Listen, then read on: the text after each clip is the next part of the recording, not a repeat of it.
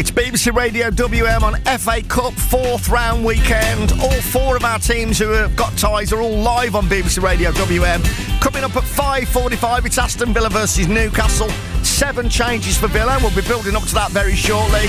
Tomorrow from 11:30 in the morning on BBC Radio WM, we'll be live inside St Andrews ahead of Birmingham City versus Leeds, which kicks off at midday. And then at 1:30 tomorrow on BBC Radio WM, it's Grimsby Town versus Wolves. But our first FA Cup tie of the weekend sees the Baggies bow out, losing 3-1 at Norwich. And we're taking your reaction to the action now on 08081 009956. Before we go to the lines, we've got Glenn, who's our first caller. Let's just have a quick look at the league tables then. We'll look at the Championship and we'll look at League 2. Been as impacting on Blues, Albion and also Walsall in League 2. Walsall not playing until Wednesday because they were due to play Salford today. We're in the FA Cup at Manchester City. So the Championship table as it stands, after 31, Middlesbrough on 61, Coventry on 59, and the two teams meet on Monday night at the CBS Arena. Millwall up to third on 56, so just 3 points behind Coventry. Ipswich on 54, but with a game in hand. Hull 54, Derby County now into the top 6 on 48. Blues drop down a place to 11th on 46. Having played the same amount of games as Derby, so just 2 points between them. At the other end of the table, Sheffield Wednesday beaten again, -7. Oxford United 28. And Blackburn, after their big win over QPR, moving up several places to Leicester City. Docked 6 points last weekend, now in the bottom 3 on 32, from 32. Portsmouth on 33 from 30. Albion 20th, 34 from 32. And then it's Blackburn Rovers on 35 and Charlton on 39. So the number to call then, 08081 009956. Tony Bomber Brown is still with us at Carrow Road. And we've got Glenn. I think you're a first-time caller, aren't you, Glenn?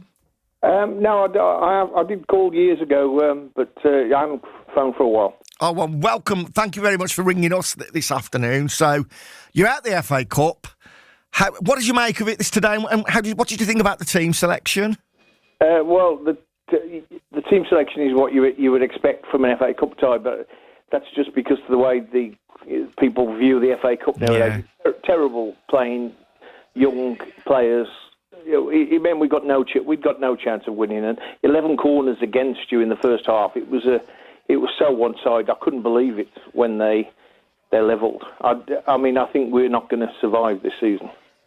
Let me bring Bomber in, because Bomber, he played the 3 teenagers today, or started with them. I think many of them lasted beyond half-time. And you were saying in the first half that the ball needed to stick, there was no control. He brings Alex Mowat on at the start of the second half, and all of a sudden the ball retention's a lot better. You get your equaliser, and at that point, it almost felt like you were more likely to go on and win it, but then Norwich made their changes and found a second wind as well. So do you have any, overall, do you think it was the right result, Bomber? Well, it's finished up the right result, but I think when Albion got the equaliser, I think they were back in it because they were in the ascendancy, and both sides made changes, but Norwich, unfortunately, have done the thing. They've scored goals, and that they win football matches, and Albion just didn't have that final finish in the final third, to score. I think Madju was kind of in the second half. I think he did better, but he was on his own a bit. I think overall, looking at the game overall, Norwich were the better side. You got to admit it. Albion for a second, when they equalised, you thought they were going to be in the ascendancy, but Norwich took over again, and I think they deserved to win. They were the better side, Daz. So Glenn, we were asking in the phone-in this week, and even before the game today, we've talked about how it's much tighter now defensively, although I thought the marking for the first goal was absolutely criminal from the set play. But we were asking, where are the goals going to come from and who are the goals going to come from? Well, Josh Madger took his really, really well today. Is that a major positive now, Glenn, that hopefully he now will start to go on a bit of a run? Well, No, I just can't see it happening. He scored, he scored a couple of goals earlier in the season. Didn't suddenly start getting into a scoring run. I don't think he will. I don't think anybody is going to score goals in this side because, if you bring in three youngsters with one league appearance between them on the most important deadline day we've probably had since 1991. You're not going to score goals. We've got nobody in that side to score goals, and we haven't all season. And I think a big issue is, you look at Madge scored a lot last season. I don't know. DK, I think Hegerberg was on a really good run as well. Is the issue, as much as actually who's going to put them in the net, Bomber, is the issue about creating them? And starting Mikey Johnson today, which surprised us because of his injury, but he wasn't really. He looked like a bloke who'd been injured, didn't he? Ultimately, he wasn't quite sharp enough. Was he? Mikey, no, not today. He didn't look the Mikey Johnson that we know does. He was a little bit below par. I didn't think he had that acceleration today. I think he's got some kind of injury that's affecting him. But he's scoring goals. You just mentioned there. You look at, we haven't got a prolific goal scorer who's going to score 20 goals a season, and that's what you want really. Somebody like that to take the pressure off you. We're scoring the ones and twos, but the manager's got this problem. How you score goals, you pay fortunes for goal scorers, Daz, and you can't just bring free transfers in and expect them to score goals. You've got to pay for goal scorers, and unfortunately, we haven't got that kind of money to bring a top class finisher in. Glenn, are you fearing the worst? Oh, I am. As I compared it to 1991. The deadline that year, we bought Winston White, Paul Williams, and Kwame Ampadu. Terrible purchases, and we went down into the third division. And we've done exactly the same this time, and we've got an inexperienced manager again. And I think the same's going to happen. I think we're going to go down. Leicester are below us, and they're better than us. So I think they're going to be above us quite soon. And Blackburn have got a new manager. Had a great win today. Yeah. Worried. Yeah. Listen, Glenn, thanks very much for your thoughts. Baggies fans, 08081 009956 is the number. Tony Bomber Brown, we're going to get to Keith very shortly. Tony Bomber Brown is still at Carrow Road, and we will get dressing room reaction from Eric Ramsey as well. Now, let's roll out, and it is a cliche, but it is true. The concentrate on the league thing now, and it would have been great to have had an FA Cup run. We all dream of it, whoever we support, and the money wouldn't have been any, would have come in handy as well. But it's blinkers on now, isn't it, Bomber? They've got 14 games to go. I'm not quite sure how many they're going to need to win out of those 14 matches, but it's Coventry City at home on Saturday lunchtime, and I know they're playing on Monday at home to Middlesbrough. I think you owe them one and all after what happened at CBS earlier this season. You got Coventry, and then it's Charlton and Oxford. So this next 3 or 4 weeks are going to be huge, aren't they? Yeah, I think they're going to define the season, how it finishes, Daz. They've, you know yourself. There's no easy games in this division. You think, we'll take points there, we'll take points there. It doesn't work like that. You have to grind results out. And I'm just wondering where the points are coming from. I look at the games they've got coming up, and there's no easy ones at all. Well, there's no easy games in this division. It's how the players now respond, how they get together as a unit, and want to go out and work the socks off and grind results out, grind wins out. They've got to get a few wins.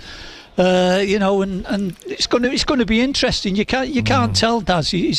I can't wait for it to come because it's exciting. It's really crucial the next few weeks. Glenn, so when was the last time how many years, mate? How many years since you rang in? Well, as I say, I used to be the editor of the club newspaper. I wrote Tony's autobiography in 1999. There you go. So it was in those days. It was in those days that I used to be.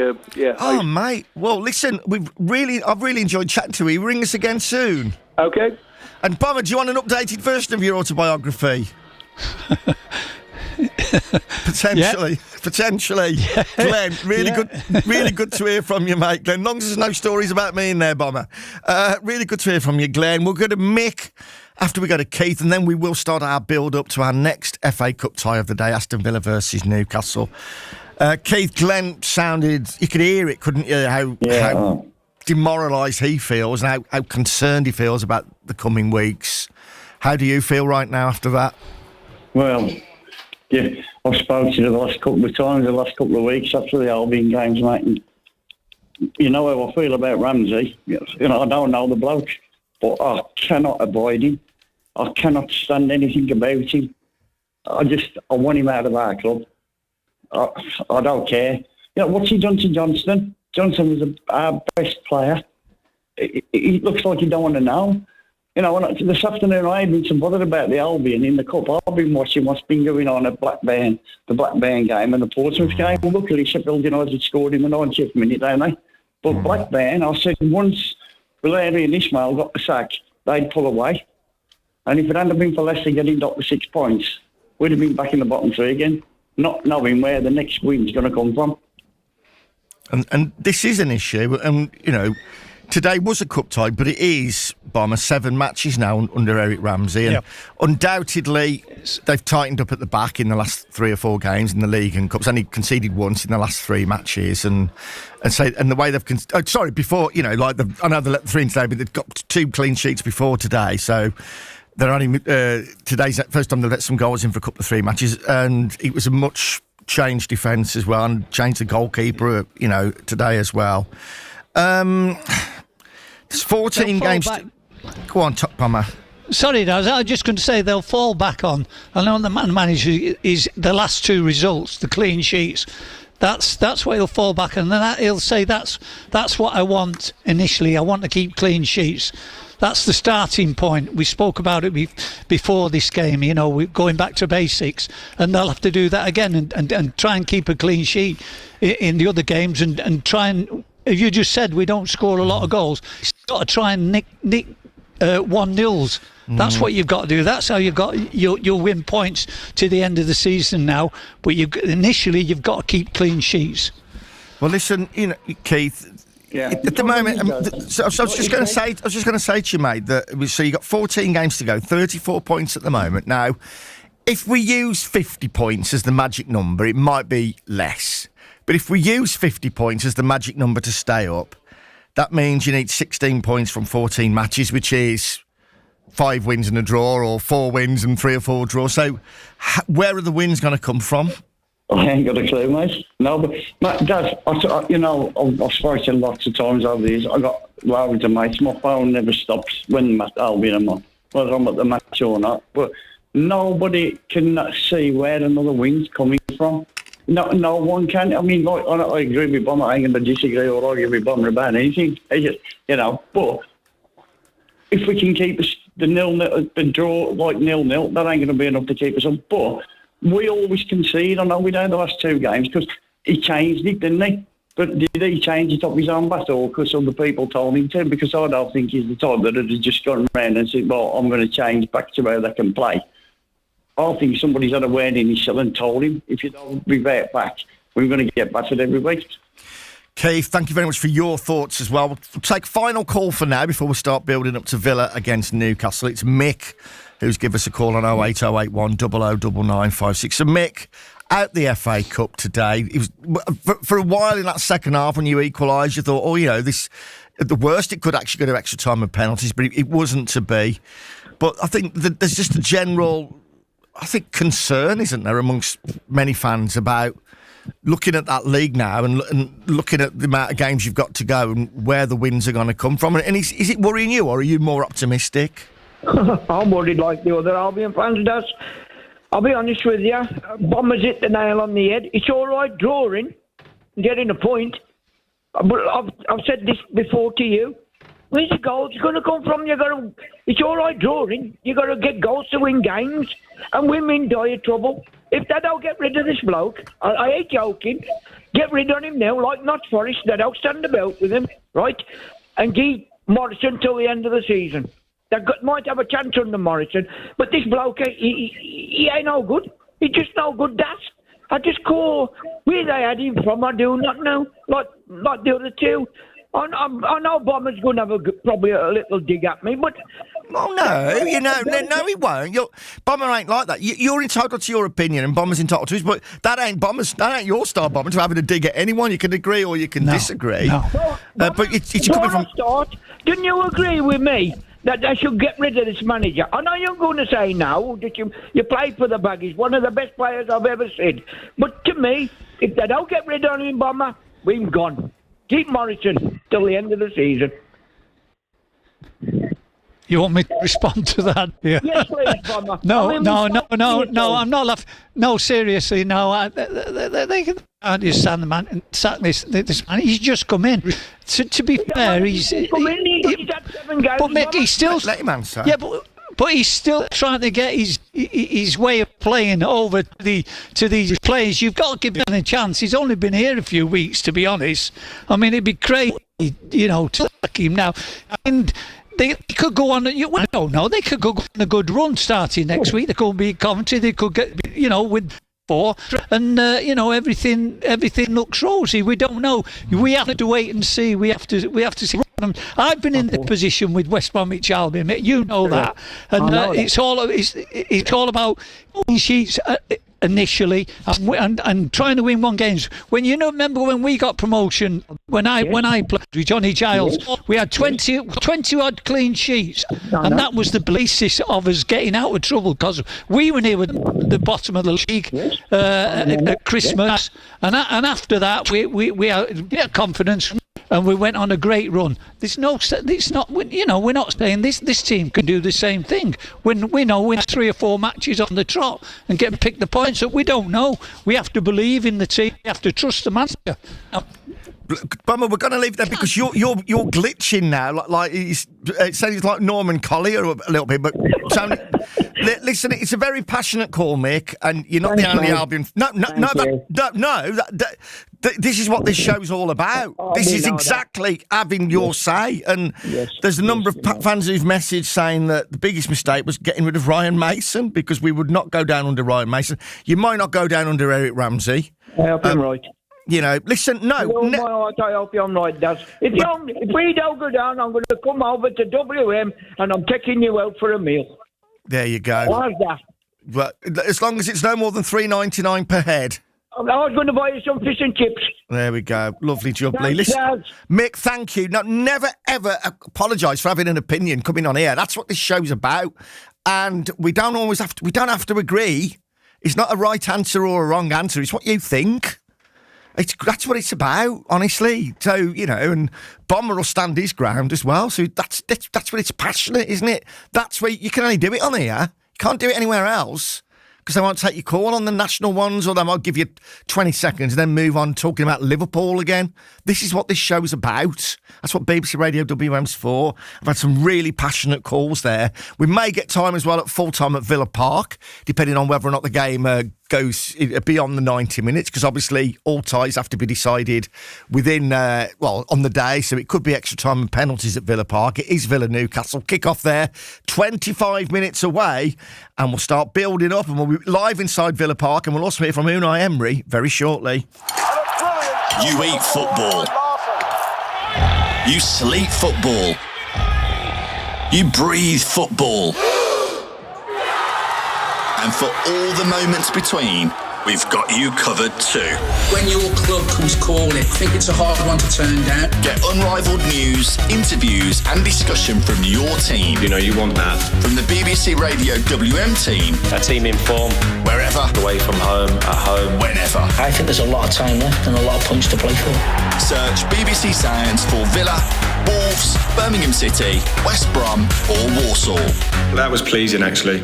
And a message from Kevin, who's just rung in as well. We haven't got time to take your call now, Kevin, but he's phoned in to say he agrees with Keith. He said they need to change the manager if they're going to stay up. So obviously we can continue the debate a little bit longer. We've got 4 FA Cup 4th round ties for you this weekend on BBC Radio WM, on your radio, on your smart speaker, and also on BBC Sound. So you can listen to us on your phone or your laptop or your iPad, any device like that. So the bag is out. Tomorrow from 11:30, we'll be building up to Blues Leeds, which is a midday kick-off, and then at 1:30, Grimsby versus Wolves. But do stay with us now for dressing room reaction from the Albion camp.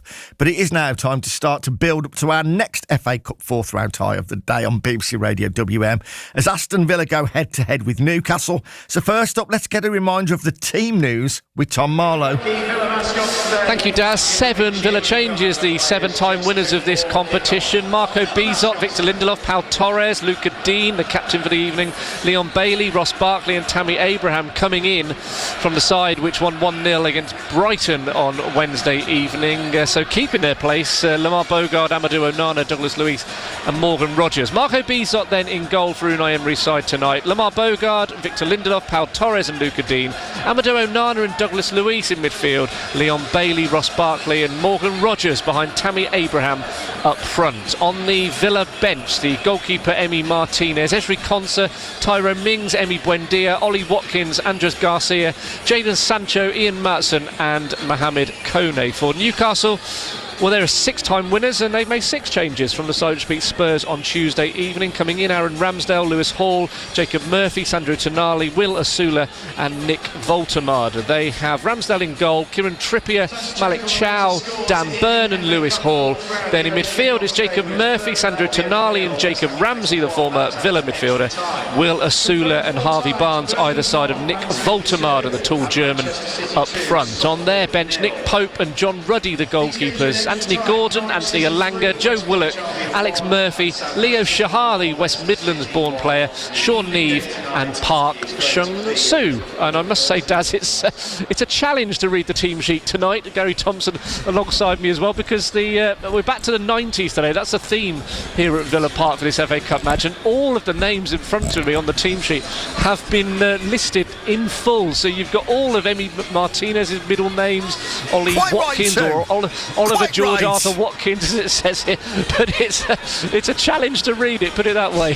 Do you know changes to Villa, 6 for Newcastle. I know what Tomo's middle name is. It's Achu, because the vicar sneezed at the christening. Listen, it's Heritage Day. I know Steve Froggett is there amongst others as well. So we'll talk to Gary Thompson, who's Gary Sneeze Thompson, or Achu Thompson, as we mentioned there very shortly, and Tom Marlowe. So 7 changes for Aston Villa this evening.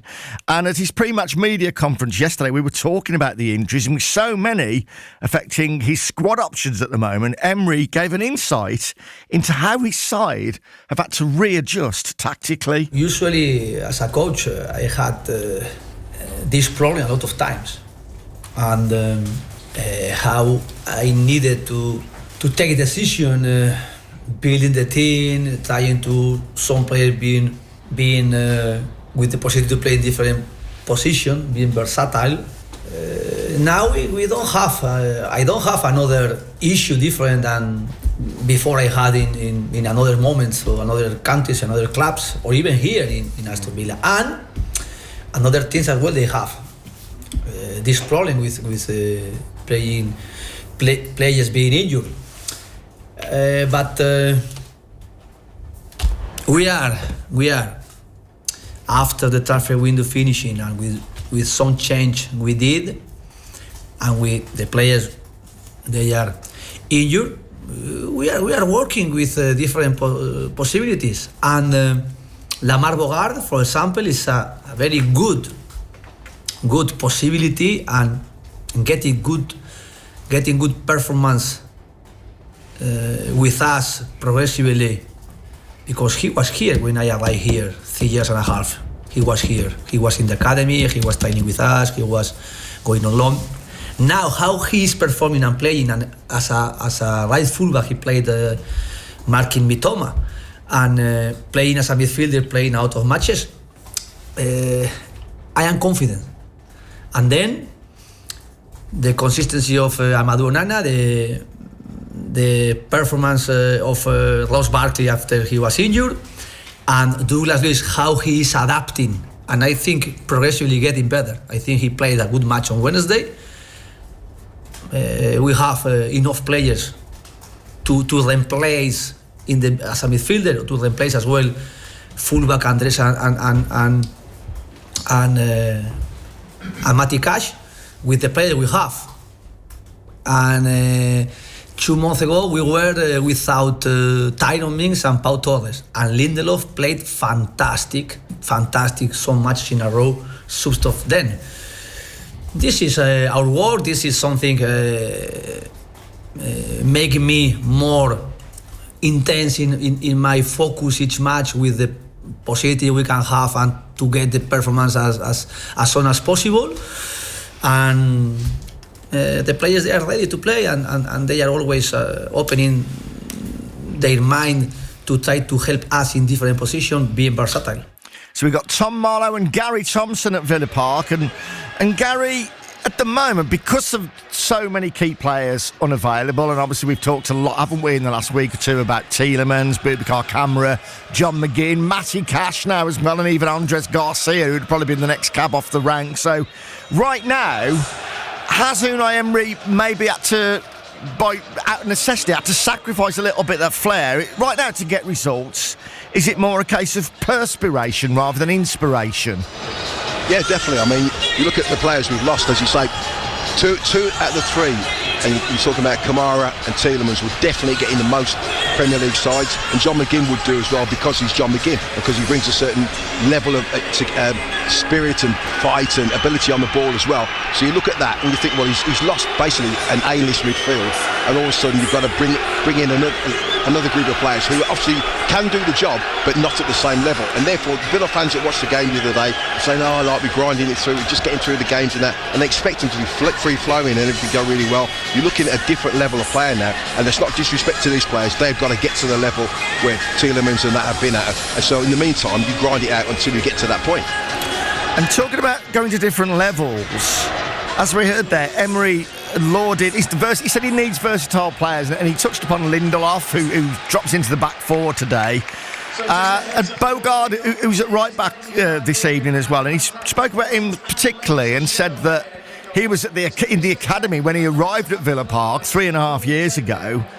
But it's a player now who's developed, and Tom Marlowe, it looks like now he's a player who now he finally seems to trust. Yes, and that is the key word, isn't it? Trust. And he was here. Lamar Bogard made his debut for Aston Villa, of course, in the FA Cup as well, wasn't it? When he was part of that young team that played against Liverpool, the COVID hit team that lost to Liverpool. Gave him a go, didn't they, in the first half? I think Louis Barry was a bit of a star in that first 45 minutes, eventually losing 4-1. But Lamar Bogard this season has played 30 times. It'll be 31 this evening. 15 starts, 15 substitute appearances.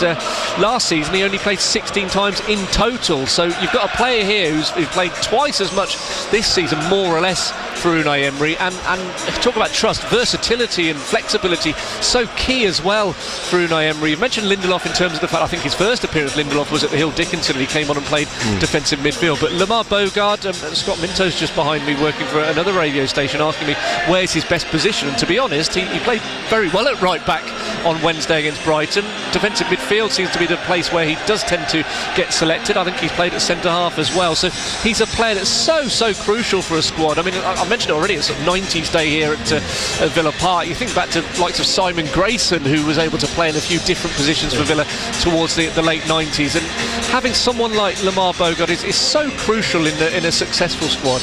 Well, as you say, you're looking at someone like Garcia, who looked like he was the next cab off the rank, as it were. He's injured, Bogard can fill in there. If Lindelof gets injured today, we can move him across. He can play centre midfield, centre back as well. He can play full back as well. The kid does a very good job, or a decent job, in 3 or 4 different positions, and that's a godsend. In his pre-match press conference yesterday as well, Unai Emery also talked about Douglas Luiz, and he was asked how he feels he's settling in since his return to the club last month. He left from here 1.5 years, and he didn't perform well, or he didn't play a lot in Juventus and in Nottingham Forest. Coming back here, we knew before, and I spoke with him, you must again to recover, to remind everything we were doing here, and through it you were performing so good, and through it you got those deals living from here. And we were speaking about the time he needed to get it, and we are doing it. And the 3 matches he played, the last one on Wednesday, I think in the progression he played a good match. Tomo, I think some players just fit at certain clubs, don't they? And I think that certainly feels like that with Dougie Luiz. And I do wonder, with him coming back to the club, I just wonder the reception he received before Christmas when he came back with Nottingham Forest must have made him think, I want to be back here. This is my home this season. So, how do you feel that he's performed in the last few weeks? Do you think that he's maybe not quite as sharp as he can be yet because he hasn't played that much football, but it is going to come? Yeah, the fact that he went away to Juventus, he never quite worked out. He went to Forest and never really played. It was almost like it was a club signing as opposed to a manager signing. Manager didn't really use him. He's not had a lot of football, so he's a little bit ring rusty. But to be fair, he came back into Villa. He knows the way Villa want to play. He knows what Uno wants, and he has slipped back into it. Uno says he's getting better and better. He's improving. He's still, I think, a bit of work to reach the level that we had him before. But another godsend, someone that could come in, knew what the manager wanted for him, and that could actually try and execute that, because we were running very, very short on midfield players. So Doug Lewis, it's worked out for both parties at the minute. For Villa, we needed a midfield player who knew what the manager wanted, and for Doug Lewis to go somewhere where he's loved and respected and the players know him, and he feels at home here, then he can actually flourish again. Tom, am I right in saying Alisson isn't in the squad today? So I thought he might start today. You're right, no, number 47 on my list. It's so difficult to read the substitutes, as I've mentioned already, but no, he's not in the squad, and he was, a lot of supporters' picks to be a start today, because he came on, didn't he, against Brighton towards the end of that game. 16 minutes he got. We saw towards the end of the game as well, what he, he's capable of, the potential of the young teenage Brazilian. I remember him going down to the byline on the left-hand side towards the end of the game and cutting it back. But no, he's not in the squad, and this would have been a good opportunity for him to continue that momentum, having played 15 minutes on Wednesday night. Maybe he's got a bit of an issue, because he was asked yesterday, Unai Emery was about Alisson, and he gave his thoughts on what he thinks, what ultimately he will bring to the team. He's a winger, left foot, winger playing normally in the right side, and can play in the left side, but normally he's playing in the right side. He has qualities or skills like more or less Leon Bailey, left foot playing in the right side, and he has a huge potential. And of course, his adaptation is being progressively better, but he needed time, and he is still needing time to adapt to us and to get his best performances. But each match or each training session is very important for him. Well, we're closing in on kick-off at Villa Park. It's around about 10 minutes away, and then it's Aston Villa versus Newcastle. Albion fans, we will get dressing room reaction from Eric Ramsey at half-time of that game. Albion going out of the FA Cup by 3-1 this afternoon at Norwich. Can I just ask you, Tom, we talked about the fact that Villa have made so many changes. Say Newcastle have made 6 as well. So again, it's just the done thing now, isn't it, in the Cup? Yes, it is, and I feel a little bit sorry for Newcastle. I mean, if they want success, they've got lots of different competitions that they're challenging in at the moment. Obviously, 10th in the Premier League. They are in the Champions League still, and they've got a heck of a trip coming up in midweek. They've got to go to Karabag on the 18th, so on the Wednesday. That's a 5,000-mile round trip, so I don't think Eddie Howe will be wanting extra time tonight. Definitely not. Well, we'll touch upon that and the fact that there are no replays, how that might impact on today very, very shortly. But of course, Villa booked their place in the 4th round with a 2-1 win away at another Premier League team in Tottenham.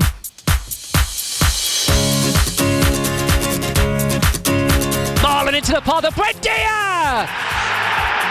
Emi Buendia scores here at the Tottenham Hotspur Stadium for the 2nd time this season now. Villa coming forward.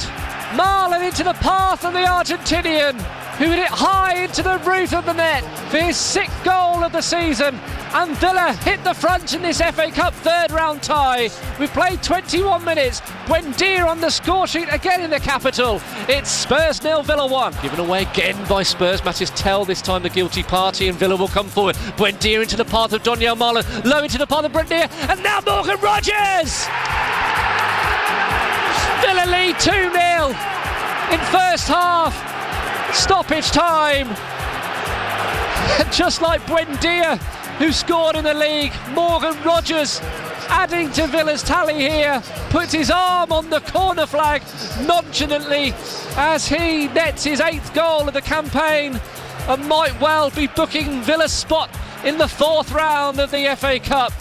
It's Spurs 0, Villa 2. Now Lamar Bogarde has been dispossessed by Kolo Muani, who has Odobert outside him! And Wilson Odobert halves the deficit and gets Spurs very much back into this FA Cup third round encounter. Fizzing a low shot past Marco Bizot into the bottom left corner of the net. Odobert's 2nd goal of the season, and the home fans have hope again. It's Spurs 1, Villa 2, 9th minute of the second half. So tonight then, Gary Thompson, we mentioned there are no replays. The game has to be decided tonight, and if it has to be extra time and penalties, that's what it'll be. So do you think the fact that there aren't any replays and the fact that it isn't the pressure, we were talking about this earlier with Bomber, with the baggies at Norwich, the pressure's different today. Do you think that will allow both teams to maybe play with freedom? Are we going to see two teams on the front foot this evening?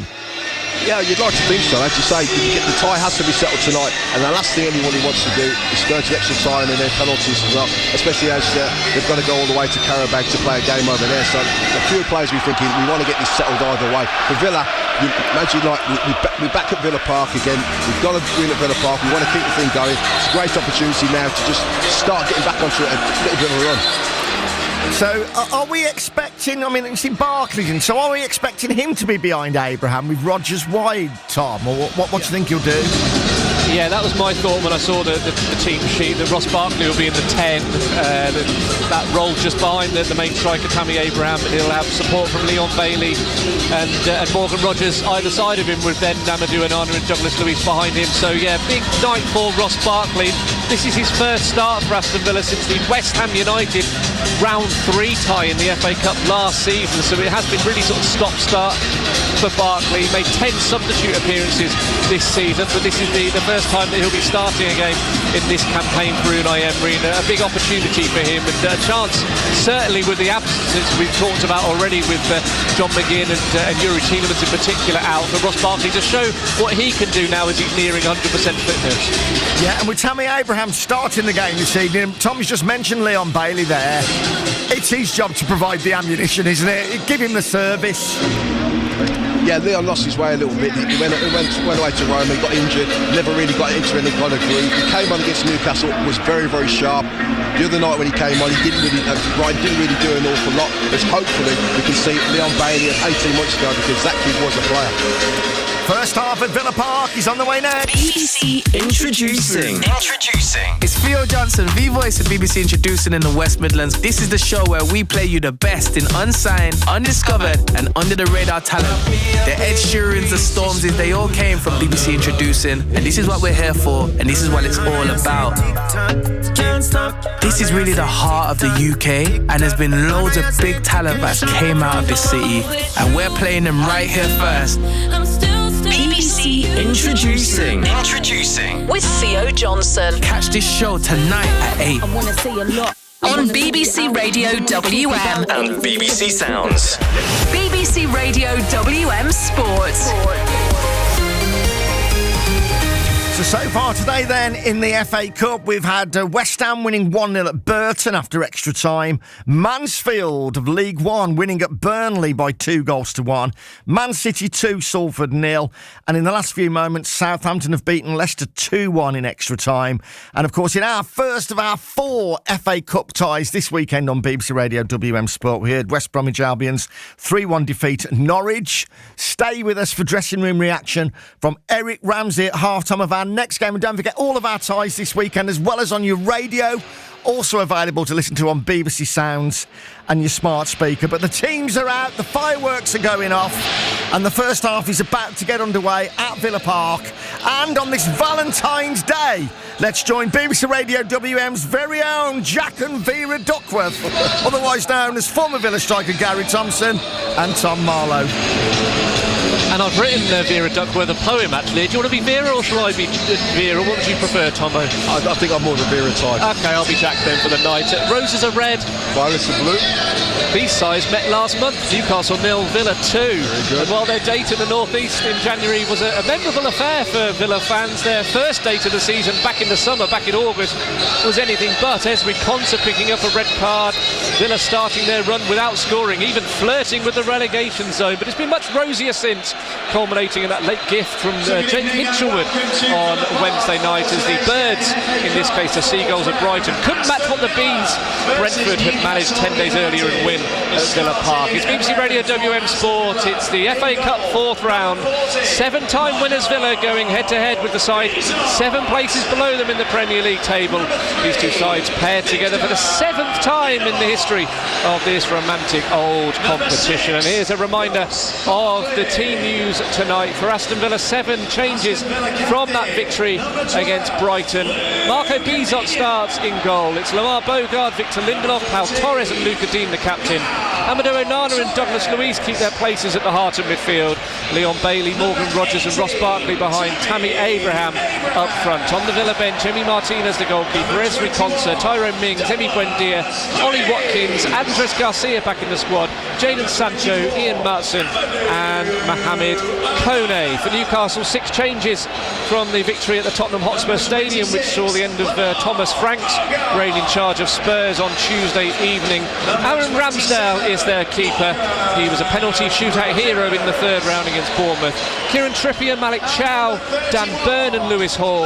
Then it's Jacob Murphy, Sandro Tonali and the former Villa midfielder Jacob Ramsey, Will Asula and Harvey Barnes either side of Nick Voltemada up front. On their bench, the 2 goalkeepers, Nick Pope and John Ruddy, Anthony Gordon, Anthony Elanga, Joe Willett, Alex Murphy, Leo Shahar, Sean Neve and Park Sung-soo. The referee this evening is Chris Kavanagh, who was last in charge of Villa in the derby win against Wolves at the end of November.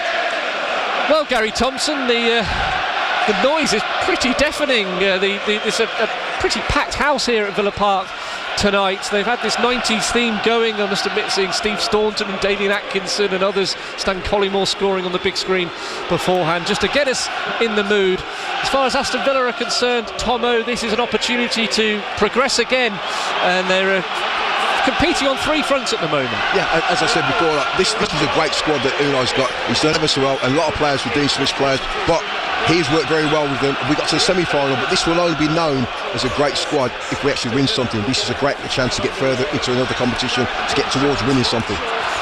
Well, the smoke is making its way into the dark B6 skies, and we are off and underway at Villa Park. It's BBC Radio WM on 95.6 FM, DAB Digital Radio, Freeview Channel 714, and tonight and throughout the weekend, your FA Cup football on BBC Sounds for you, with Villa kicking towards the North Stand in this first half in their traditional claret and blue shirts, white shorts and light blue socks. Newcastle in their away kit of green shirts and white shorts. And straight away Tammy Abraham picks the ball up on halfway. Morgan Rogers sweeps it out to the right hand side, and Leon Bailey, who picks it up now. Bailey surging down the right hand side. Abraham back into the Jamaican's path, and has tried to cut it back again for Abraham as he was running out of play in front of the North Stand, Leon Bailey. Well, Villa had a very, very early start and a goal against Spurs, wasn't it, in round 4 last year through Jacob Ramsey, who's now a Newcastle player, and they went very, very close there. Gary Thompson. Yeah, I mean, a lovely little 1-2. It wasn't a normal 1-2, to be fair. I'm just watching Newcastle on the attack. Villa won the ball back. But yeah, a lovely little 1-2. But Leon Bailey just ran out of a bit of space to play the ball in. It's an easy catch for the keeper, but nice little start from Villa. We were saying earlier with Daz about hopefully both teams will start on the front foot, and it just does look like they're both trying to do that. End to end already, because Lewis Hall was surging forward for Newcastle United inside the opening 60 seconds, but he was stopped in his tracks. Amadou Onana sticking out a long leg. Villa have a free kick which is played back to Marco Bizot, 12th appearance of the season for the Dutch keeper. His last 7 appearances have been away from home. He's back in front of the home fans as Tammy Abraham overruns it just in front of us on the Villa left-hand side. Aston Villa 0, Newcastle United 0 after defeat for Baggies in the 3 o'clock kickoff, with more action for you tomorrow with Blues hosting Leeds in that tasty encounter at midday. Wolves, a potential banana skin for them at Grimsby Town at 1:30. All of the action on BBC Radio WM for you this FA Cup 4th round weekend as Victor Lindelof, who won this trophy back in 2024 for Manchester United against Manchester City, plays it back to Marco Bizot, all in yellow away to our right hand side.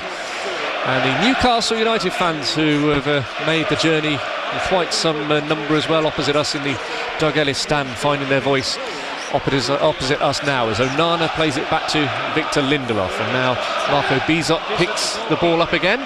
Unai Emery just watching on from the corner of the technical area as a run is made by Morgan Rogers.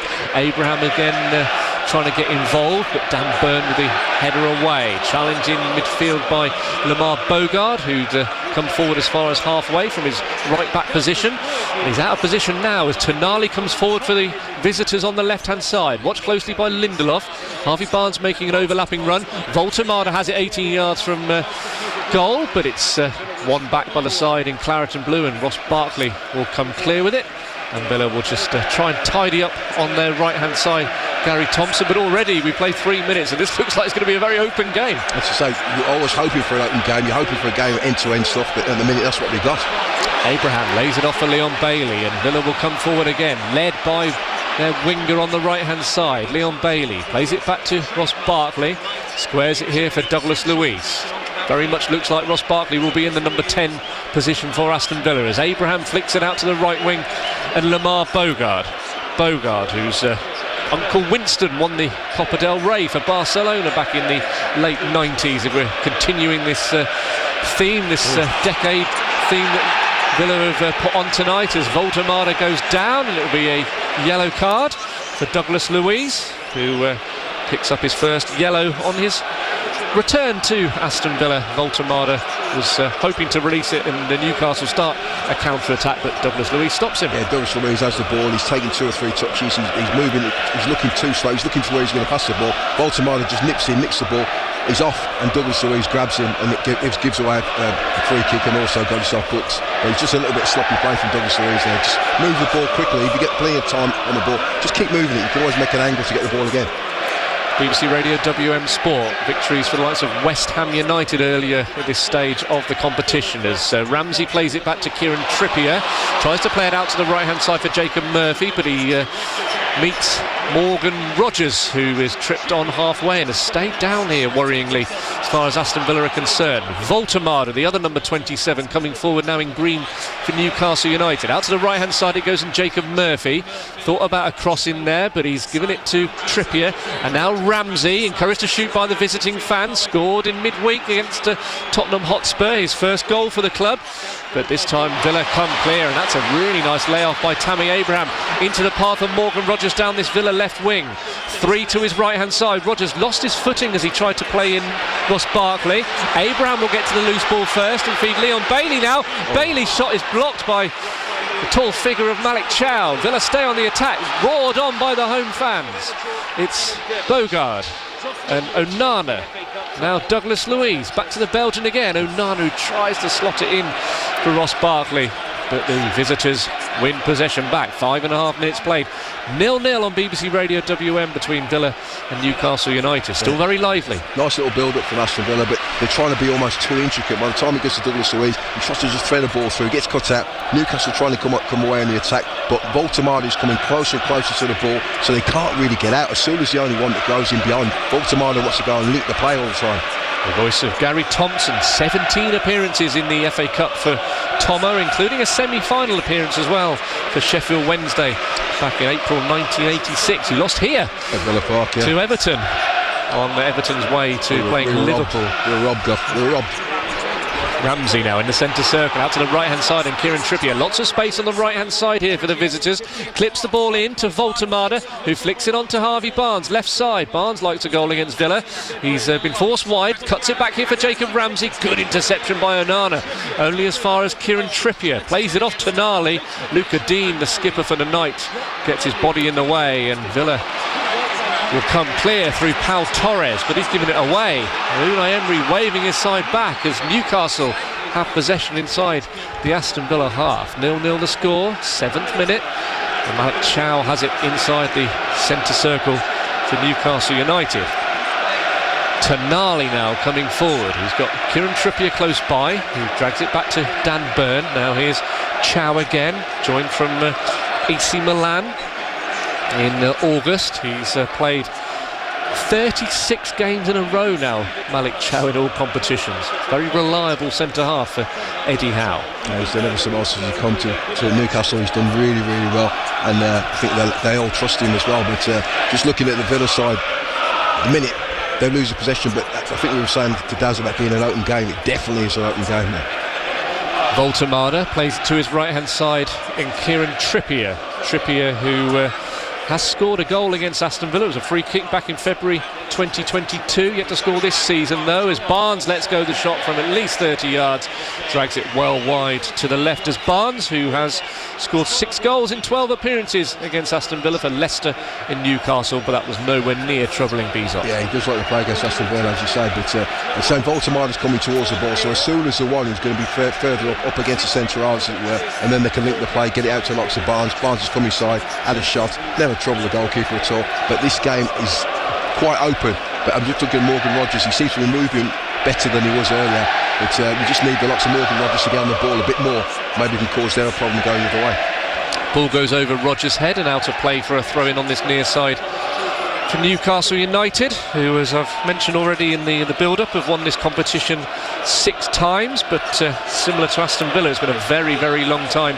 Of course, they won the League Cup last season. 1955 was the last time Newcastle United won the FA Cup, 2 years before Aston Villa's last success in 1957, when Peter McParland, of course, scored twice in a 2-1 victory against Manchester United. Trippier heads it on for Jacob Murphy on this Newcastle right-hand side. A high clearance up into the air, which is headed away by Pau Torres, headed back towards the Villa penalty area by Pau's former teammate Jacob Ramsey. And it's back with Marco Bizot, who's kept 4 clean sheets in his 11 appearances up to this evening, including against Newcastle on the opening day of the season, when Emi Martinez, of course, was suspended.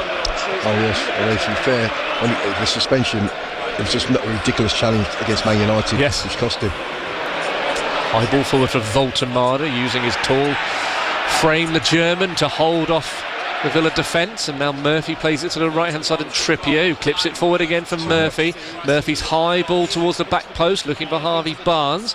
Barnes will let the ball bounce and head it towards a teammate, but there's Douglas Luiz to clear the ball away. Aston Villa 0, Newcastle United 0. Luiz caught in possession in midfield. Here's Voltemade, pushed in the back by Barkley, stays on his feet. The man who has won 8 caps, scored 4 times for his country. And it's a high ball out to the right hand side. That's nicely angled forward by Trippier, but Murphy was in an offside position, and it'll be a Villa free kick deep inside their own half in the left back area. It's a strange centre forward, Voltemade, because he's built like a proper centre forward, but he's got good feet. He wants to come and link the play. He gets deeper and deeper. Sometimes he's receiving the ball on the halfway line, just linking the play from there, and then Newcastle can build from there. But as you say, as a centre forward, far post attacking balls and linking the play higher up the pitch, he doesn't really like to do that. Bizot, Douglas Luiz, and now Victor Lindelof coming clear. And 5 of the previous 6 seasons that Aston Villa and Newcastle have met in the FA Cup, either Villa or Newcastle have reached the final. And if history will repeat itself this season, as Morgan Rogers comes forward, pokes it to his left hand side, and Luca Dean sends a high ball towards the back post. Out comes Aaron Ramsdale to hold on to it, wearing a light pink goalkeeping outfit today, the former Bournemouth and Sheffield United and Arsenal goalkeeper. Arsenal, of course, the most successful team in this competition, 14-time winners. And Villa will play the ball around inside their own half, Lindelof and Douglas Luiz. But nice, Gary Thompson, to see Luca Dean coming forward for the first time. Yeah, Luca Dean and Pau Torres carrying the ball and taking the ball into the heart of the Newcastle players. Morgan Rogers was making a run on the outside of Luca Dean as well. By the time he received the ball, Luca Dean's knocked across into the box, which the keeper's dealt with quite easily. Morgan Rogers makes that little diagonal run he makes behind the centre half of the fullback, as it were, and if Luca Dean plays him in, he can square it across the box, but it's another option. At least they look like they're trying to create opportunities and trying to create space. Already today, victories for West Ham United at Burton after extra time. Mansfield winning, shocking Premier League Burnley in the 3 o'clock. Man City comfortable against Salford in the end, 2-0 victory for them at the Etihad. Norwich, of course, we were hearing at 3 o'clock, beating West Bromwich Albion by 3-1. And Southampton, after extra time, beating Leicester City by 2-1. It's the second time in quick succession that the Saints have beaten Leicester, having come from 3-0 down, didn't they? Half-time of the championship game that they played recently.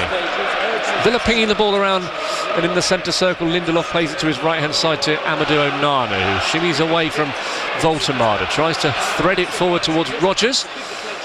And Onana will have another go now. Facing his own goal inside the centre circle, plays it back to Pau Torres. 0-0, BBC Radio WM Sport, 12.5 minutes played at Villa Park under the lights as Luis threads it forward to Abraham. Barkley gets there first and is tripped by Chow. It'll be a Villa free kick about, 35 yards from goal, and Chow maybe lucky to escape a yellow card. I thought the referee might be reaching for the card there, but a lovely ball into Tammy Abrahams. He knocks it off first time to Ross Barkley. Ross Barkley gets there just before Malik Chow, just gets a touch on it. You're worried for midfield players, you're worried that they're going to get hurt again, but he gets a touch. He's up now, but as you say, it's 35 yards from goal. It's a decent opportunity. Just change the angle of attack line and maybe try and pierce their defence. But Villa moving the ball pretty well. They're looking forward. They're trying to be progressing what they're trying to do. And at the minute, it's a nice game. It's only 30 minutes gone, but it's a nice feel about the game. Morgan Rogers has been involved in 4 goals in 5 FA Cup starts for Aston Villa, including in the last round against Tottenham Hotspur. He's got the ball for this free kick, which is 35 yards from goal. Surely not. Steps back with purpose and leaves it for Douglas Luiz to loop it in towards Tammy Abraham. The flag stays down and Tammy Abraham scores his first goal back at the club to put Aston Villa ahead in this FA Cup 4th round tie. All eyes are on Morgan Rogers, who looked like he was going to shoot from distance, but instead Douglas Luiz chipped it into the penalty area. Tammy Abraham brought it down and played it past Aaron Ramsdale for his first goal for Aston Villa since the playoff semi-final in May 2019 against West Bromwich Albion. Villa hit the front in this FA Cup tie. It's Villa 1, Newcastle United 0. You'll have to say that is definitely Nanny McPhee written all over it. Yes. A free kick where he set up Morgan Rogers, took a step back, and because he has that knuckle ball striking in, he scores goals. People are waiting for him to smash the ball. As he steps back, as he said, Douglas Luiz just dinks it, a lovely ball in. Tammy Abraham just brings it down in his chest. A nice cultured finish by the centre forward, and he's got his first up. He's off and running for Aston Villa. Do Abraham the world of good, won't it, to have got his first goal back at the club in his 4th appearance. 2 starts, 2 substitute appearances for Tammy Abraham. Villa lead in the FA Cup 4th round. We played 15 minutes at Villa Park on BBC Radio WM. Yeah, and you can class yourself unlucky that he hasn't got another goal to his number, because the Leon Bailey one, when Leon Bailey's judged to have taken the ball out of play, and from the resulting attack there, I think Sancho has a shot, keeper parries it out, and Tammy puts it in, and otherwise he'd have 2 goals to his name, but the minute he's got 1, and he'd be delighted with that. It's a 7th goal in 15 FA Cup appearances for Tammy Abraham. 6 of those 7 goals have come in round 4. He's continuing his love with this particular stage of the competition. It's Villa 1, Newcastle 0, but given away in the Villa defence. Chance here, and the shot goes high and over the bar. And that was an opportunity for Willa Sula, who has got 3 goals this season, 7 in 7 appearances in the FA Cup, but that was high and well wide. Yeah, the ball was given away by Aston Villa there. I think it's Bogard gave the ball away. Sula gets onto it, and he's only one thought in his mind, but he's coming from a bit of an angle. It's going to be a very, very good effort to trouble the keeper from there. In the end, he has an effort which ends up going for a throw. Yes, it was that poor, wasn't it, that Luca Dean has taken a throw-in for Aston Villa, not too far from the corner flag. Now the goal scorer Abraham is battling for it. Villa 1, Newcastle 0. BBC Radio WM Sport and BBC Sounds for you as well this evening on this FA Cup 4th round evening. It's cleared by Victor Lindelof. Bailey lays it off for Bogard. Bailey will come forward over halfway. We'll hear from Eric Ramsey, the West Bromwich Albion head coach, after their 3-1 defeat at Norwich City in the 3 o'clock kickoff. Eric Ramsey with Steve Herman at the half-time stage of this game. Villa 1, Newcastle 0. 95.6 FM, DAB, Freeview Channel 714 and BBC Sounds tonight. Villa leading the way against Newcastle United, yet to concede a goal against Eddie Howe's side this season, of course, as well, after finally winning up in the northeast at the end of last month. Dean, good header away to Morgan Rogers. That's a good touch to take it away from Jacob Ramsey, his former teammate, and now Rogers being dragged back by Voltemada, stays on his feet. Barkley into the path of Bailey, right side, Abraham! Oh, it's come off Malik Chow. There's a couple of cries for handball there. I wonder whether it came off Chow's hand in blocking that shot from Abraham. But as it is, Villa play on, no VAR tonight. Bailey, back to Bogard. How refreshing it is as well, I may say. Oh, yeah. Bailey picks it up again on the right-hand side. Because we knew Gary Thompson, as soon as Abraham had looped it over Ramsdale into net, with that flag staying down, it was going to be a goal. Right. High ball into the path of Dean, who cushions it here for Barkley. Doesn't quite get hold of that shot on the half volley, and it's easy for Ramsdale. Villa are playing with a lot of freedom now. They're enjoying themselves. Luca Dean sprinting up the left-hand side. Ball gets played to him. Whips in a lovely cross, which, as I say, Ross Barkley just enters the penalty area. It's nice and slyly. No one really notices. Has a chance for a volley, but as I say, kicks it into the ground. Really doesn't really trouble the keeper. But Villa do look very progressive and very attacking at the minute. Ross Barkley was in the Chelsea squad when they won the FA Cup in 2018. He was part of the side that beat Newcastle United in round 4 on the way to winning that competition, as another former Chelsea man, Tammy Abraham, is down and grimacing inside the centre circle, Gary Thompson. Here. Yeah, that's a worry. This is... We've not got too many centre forwards either. Yeah, he's holding his left ankle. Hopefully a strap in and a bit of magic spray and he can keep going, but it is a worry. Villa losing players left, right and centre at the minute. It's showing his goal again, and it was a lovely little run, and I think if VAR was involved, he would be offside, but gets away with it. Hopefully he's going to be able to carry on, because as a centre forward, you've scored your goal. You can feel there's more goals in this game as well. So Tammy Abrams won't want to go off, but obviously they're going to err on the side of caution, I think. Well, it was very clever by Morgan Rogers in the build-up to that goal, wasn't it, as well? The way he sort of stepped back, it was sort of England rugby union style, as if he was sort of lining up to take the free kick, and as it was, Douglas Luiz snuck in, chipped it into the box, but I think you're right, Tom. I think he was a yard offside. Yeah, because of the goals he scored, the moment he steps back like that, and he's got to act the part as well. It's pure Shakespearean, but he's took a step back, and as you say, Douglas Luiz then steps in, dinks the ball.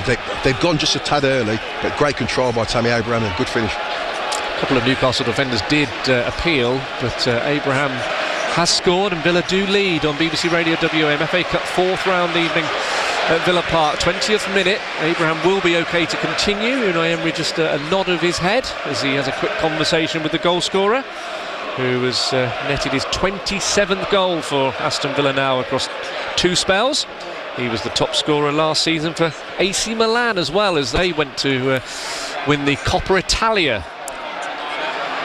Now here's Voltemada for Newcastle United, 25 yards from goal, out to the right-hand side. Abraham still hasn't come on the field again here. Trippier back into the path of the tall German here on the right wing.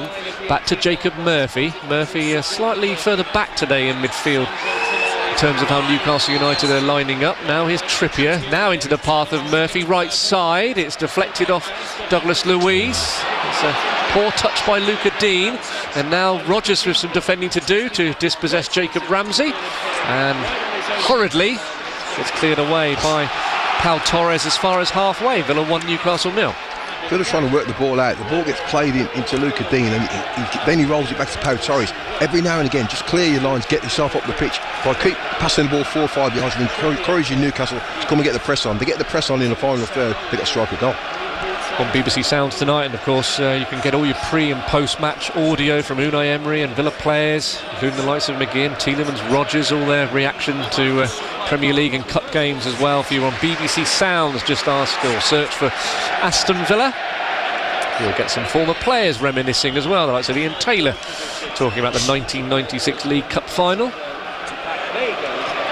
Now on halfway it's Dan Burn, who'll play it to his defensive partner Malik Chow. back into the path of Dan Burn again. 28th FA Cup appearance for the tall, fair-haired Burn, who is in possession again. Former Fulham, Wigan and Brighton player. Has been capped by his country as well 5 times. And now Newcastle coming forward here with Harvey Barnes. Gets away from Douglas Luiz. Low ball diagonally out to the right to Trippier. First time ball forward here to Jacob Murphy. Trippier again. High ball into the penalty area. Too high though for Harvey Barnes. Now Lewis Hall coming forward. Goes to ground. Newcastle supporters wanting a decision there from the referee Chris Kavanagh. He does blow his whistle because that's a challenge on Tammy Abraham, which has been punished. I think if this continues, I don't think Tammy will be seen out in the 90 minutes. Every time he gets the ball played to him, there's a challenge on it. And you know, I've just seen Lewis Hall. He's tried to go past Pau Torres. No, Lindelof. There is a hint of maybe a foul on him, but I think he was already jumping as soon as he saw the knee coming.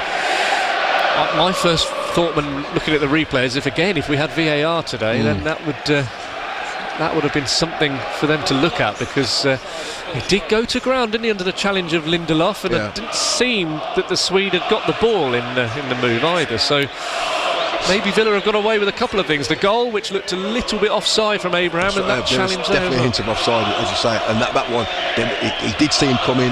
He has took a leap, but obviously if VAR's involved in it, then there's a chance that could be given against you. So interestingly, on the field, Tomo, no players really seem to appeal. There's a lot of noise from the Doug Ellis stand, wasn't there? But that's always a bit of a clue, isn't it? The players, as soon as as soon as Newcastle appealed, then obviously you think there's definitely legs in this, but they didn't really appeal at all. Douglas Luiz, low ball towards halfway, and Tammy Abraham, who's facing his own goal, keeps possession really well, the goal scorer. Villa 1, Newcastle 0, past the midway point of the first half.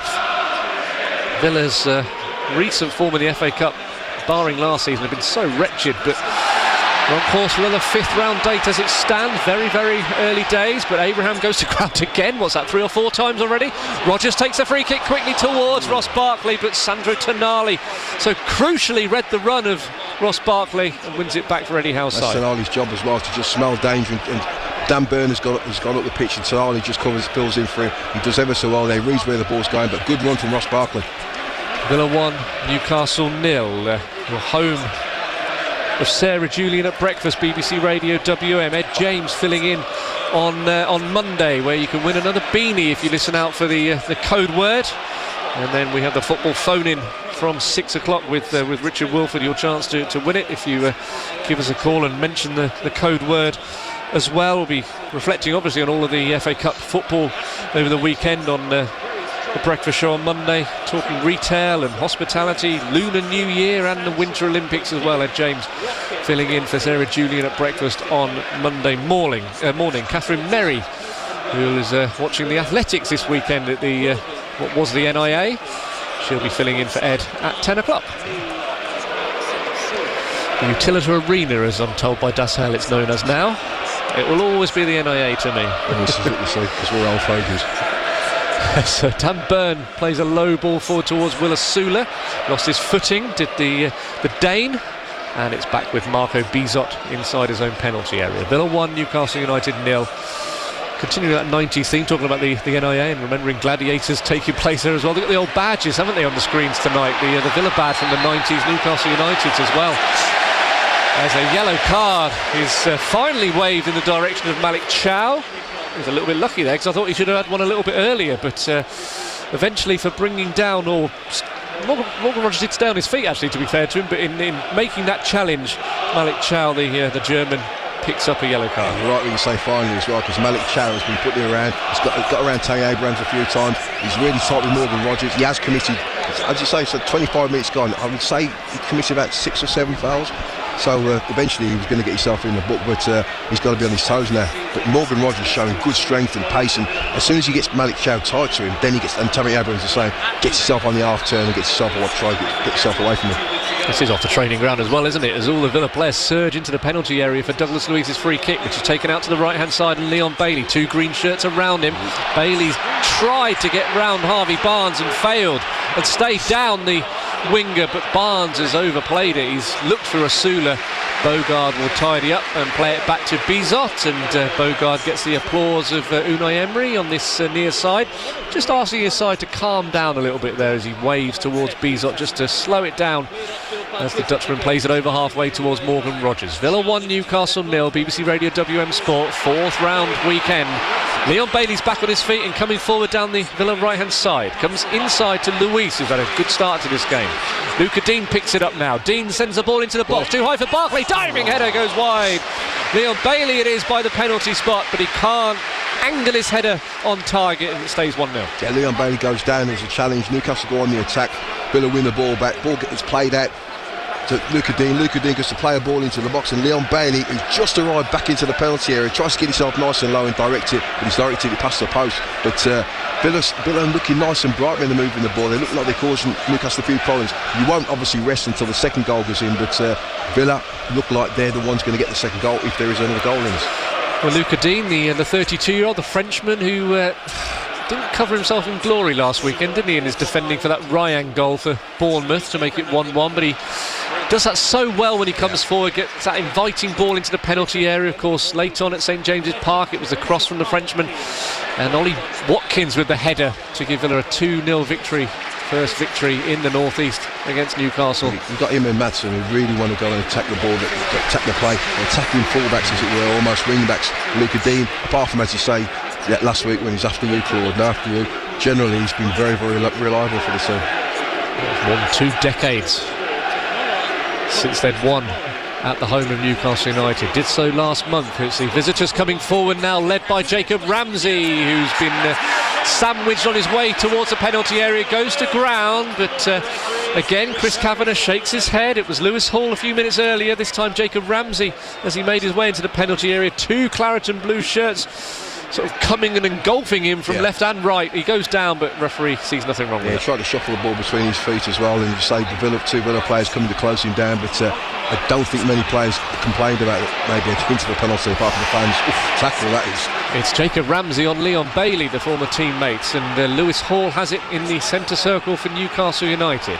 Chow on a yellow card to Tonali, who scored in his debut against Villa up in the northeast a couple of seasons ago. Trippier, back to the Italian again. Tonali. Trippier. Now here's Malik Chow. Chow, midway inside the Aston Villa half. BBC Radio WM Sport, 29 played. Villa 1, Newcastle 0. Free kick from the Austin McPhee handbook, which gave Unai Emery's side the lead. Douglas Luiz into the box. Abraham it was who brought it down and then calmly lifted it over Aaron Ramsdale. Looks slightly offside. Now given away. Ross Barkley thought about a shot from halfway. It's still with Ross Barkley here. Low ball into the path of the goal scorer Tammy Abraham. Abraham's ball in easy for Ramsdale at the near post. Yeah, a bit too easy. They got off too easy there. Ross Barkley's carrying the ball. He's looking for an opportunity. I think people are thinking he might have a dig, but Tammy Abraham's pulled out onto the right-hand side. He's played it into him, and it's really cheap from Tammy Abrahams. He's tried to whip an early crossing, got a deflection, and went straight back to the keeper. Maybe just keep hold of the ball a little bit more there. Half an hour played. Ezri Konsa, Tyrone Mings, Jadon Sancho and Emi Buendia. 4 Villa players warming up just in front of us, in front of the north stand, who are giving them a fine welcome, a fine reception away to our left-hand side. Chow back to halfway, and Dan Burn squares it here for Lewis Hall. Hall, who's had started 8 in a row before the Spurs win in midweek. Now Barnes, left side of the penalty area here. He goes to ground and the challenge from Lamar Bogard. Referee points for a goal kick. Another Newcastle player down in the box. It will be a goal kick for Aston Villa. Yeah, the referee was, I think he was spot on there, but Bogard just fell asleep a little bit, although there's a hint of offside there as well. But Barnes gets the ball played into him. Bogard comes across him and just they come together with each other. I have to look at it again. Did he touch the ball here, Tomo? No, I don't think he did.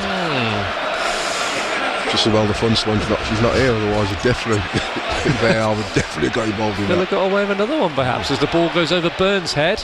Don't say that too many times as Hall pokes it back to the goalkeeper Ramsdale. Bailey bearing down on the Fairhead goalkeeper who last played against Aston Villa. It was a very memorable game as well. Do you remember Southampton 0, Aston Villa 3 back in April when our friend Asensio had a penalty, two penalties, didn't he?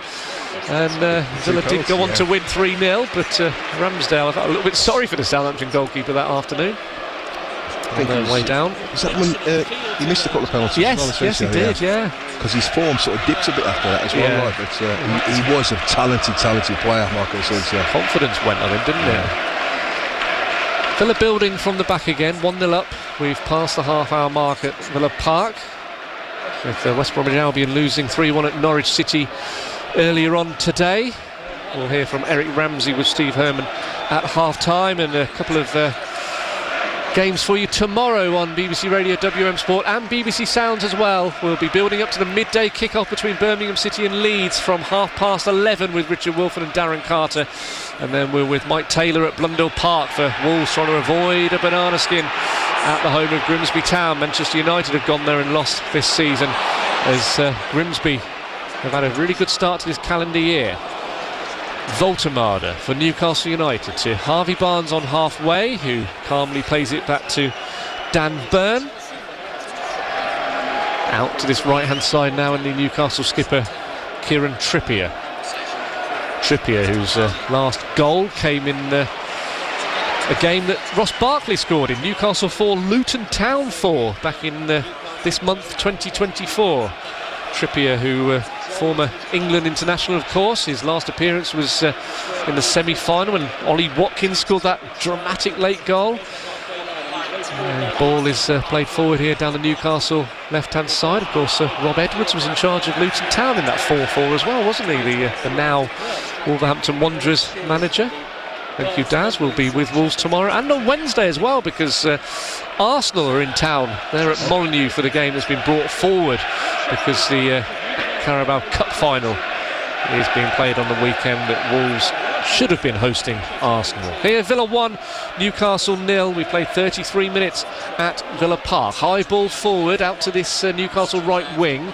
Morgan Rogers picks the ball up in the left-back area, keeps possession, he runs it into the penalty area, and now Pau Torres calmly to Luca Dean. They are getting out of this cul-de-sac very calmly and very well, Aston Villa. And Pau Torres will shimmy away from Jacob Murphy, but give the ball away. Unai Emery frustrated as Newcastle come forward here into the path of Harvey Barnes. Oh, he's hit the side netting. Barnes with a big opportunity on 33 minutes. Let go the shot from the left side of the penalty area after Pau Torres' mistake in clearing it away. But Newcastle couldn't capitalise. Osuna into the path of the former Albion lowly. But Barnes hits the side netting and it stays Villa 1, Newcastle 0. I have to say, good feet from Osuna. Receives the ball, takes 2 touches, waiting for Harvey Barnes to make his run, plays Harvey Barnes in. But as you say, Villa's mistake. They played their way out of trouble. All of a sudden, they've got the ball. Pau Torres has got the ball. The opportunities to play the ball into Tammy Abrahams. The ball's too low, and in the end, from there, Newcastle end up having an effort, which Harvey Barnes puts into the side netting. But Villa have to be so careful now. It's only 34 minutes gone. Villa are on top in this game. Bit by bit, Newcastle are coming more and more into it, and they are starting to create a couple of opportunities. Not far away, Harvey Barnes, from scoring his 13th goal of the season. His best seasons for goals were when he scored 13 in 2021 and in 22-23 as well. He's a man who's already said this week that he wants to play for England. He's turned down Scotland and the opportunity of a World Cup match against Brazil in the summer for the Scots. And he's got a cap. He won that in 2020 against Wales, but I thought he might win a few more, but he's got so many players in front of him, hasn't he, in that sort of position. That's why a lot of people did think he would get drawn into the Scotland one, but no, Bailey surging forward, it's too far in front of Tammy Abraham, and it will go back to the goalkeeper Aaron Ramsdale, who mentioned already, he saved 3 penalties in that game against his former side Bournemouth in round 3. His last appearance was in another cup tie against Manchester City in the League Cup semi-final. Newcastle were the holders suppose technically they still are until Manchester City face Arsenal next month. Here with Jacob Murphy on halfway. Out to the right-hand side and Kieran Trippier. Trippier looks up, he's got Murphy in front of him, plays it back instead to Sandro Tonali. Joined Newcastle 3 years ago now for £55 million. Byrne, low ball forward here to Voltemada, who's come deep, hasn't he, on a number of occasions to get involved really, as Murphy comes inside here to Jacob Ramsey. Ramsey, who played 167 times for the club he joined as a 6-year-old. Murphy can't control it. It will roll out a play for a Villa throw-in on this near side. 9 to go to the break. Villa 1, Newcastle 0. And Gary Thompson. Of course, we haven't got VAR tonight. Newcastle had a couple of penalty shouts, but overall Marco Bizot hasn't had to make a real save of He's not had a lot to do, as it were, but just as well VAR's not there, because there could have been a couple of shouts that have gone against Aston Villa had the VAR been there tonight. But as you say, just a feeling that what started off as a very open game, now Newcastle are getting a fair amount of possession, but you just feel that Villa need to just step up the tempo, just move the ball a bit quicker, try and cause them a few more problems, because at the minute it's just slipping into one of them games where it's a bit easy-osy, where Villa, good play by Morgan Rogers. Also Gary Thompson, who scored against Newcastle, West Bromwich Albion and Sheffield Wednesday on successive Boxing Days in the mid-80s. Good work from Morgan Rogers, and now Luis out to the left-hand side and Luca Dean. Back it goes to Douglas Luis again from distance, thinking about it. Does so! Oh, just over the bar. Rustles the top of the net, that from Douglas Luis. Well, we've seen Tammy Abraham score his first goal in 7 years for Aston Villa. Douglas Luis from distance. He scored this month in 2024, a couple of goals against Nottingham Forest, and that wasn't too far away. Stays 1-0. Yeah, he's not that far away, Douglas Luiz, but by the time the ball gets played to him, Newcastle, I think it's Ramsey's the closest one to him, but Ramsey's still giving him about 4 or 5 yards, so he's pushed the ball out his feet.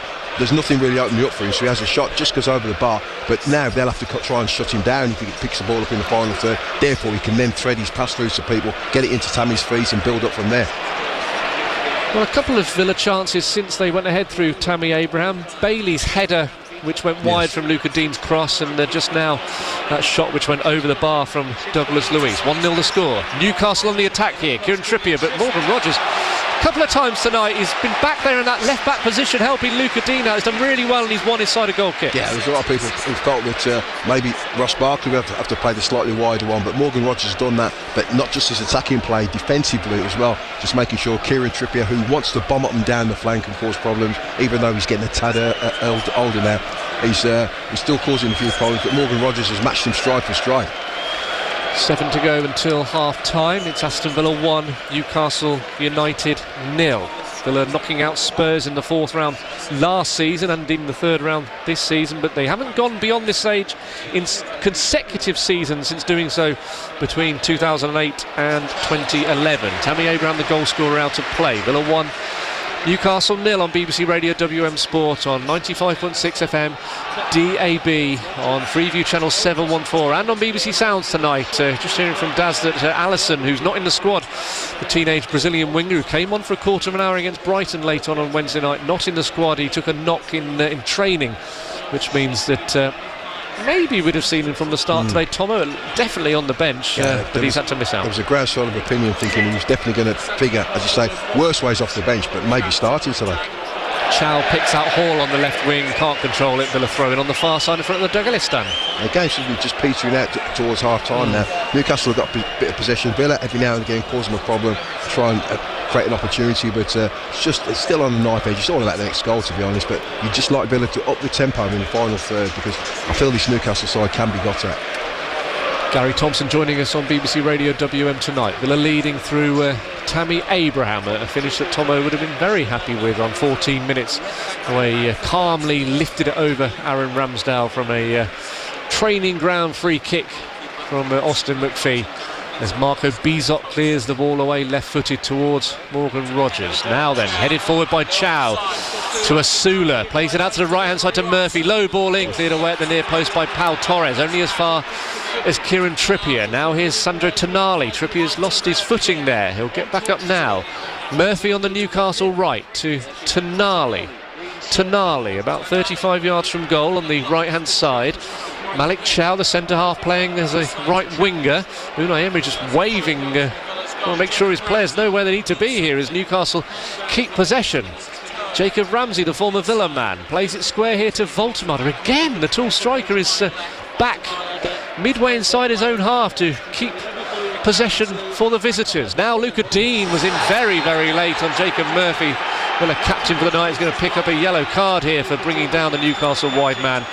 Villa 1, Newcastle 0, but Luca Dean joins Douglas Luiz in the book, and that's his 5th yellow card of the season. Yeah, it's a telegram of a pass towards Murphy as well, but Luca Dean already made his mind up. He was going to get nice and tight, but he went to ground. At the moment he went to ground, if Murphy got there first, there was always going to be a free kick given away. Luca Dean, a little bit reckless in his age and experience, but he's already made his mind up. He's definitely going for the ball. He's gone to ground, and as you say, he's caught Murphy, and he can't really complain about the booking there. Jacob Murphy, who was born in Wembley, the destination that all of these teams in round 4 will be hoping to get to in the semi-final and then the final. Villa losing out, of course, to Crystal Palace in the last 4, Tomo. Just looking at the challenge, it's the scar on his knee. Oh yes, look at that. Luca Dean did catch him a tad high, to be fair. Well, he's one of these players that has a bit more of a shin pad than some of them, isn't he, Jacob Murphy? But again, he didn't do much in terms of protection there, as Jason Tyndall and Eddie Howe are in the ear of the 4th official, Paul Tierney. Yeah, they'll keep at him as well. It's a Luca Dean, silly really to be going for a challenge like that, because he's gone to ground. Just go and get nice and tight, and then he can only go back then unless he does something wonderful to beat you. So just force him back, but he's gone to ground, cause your own follow it. Now we'll have to make sure they defend here, because this is a dangerous area to play a ball into the penalty area from.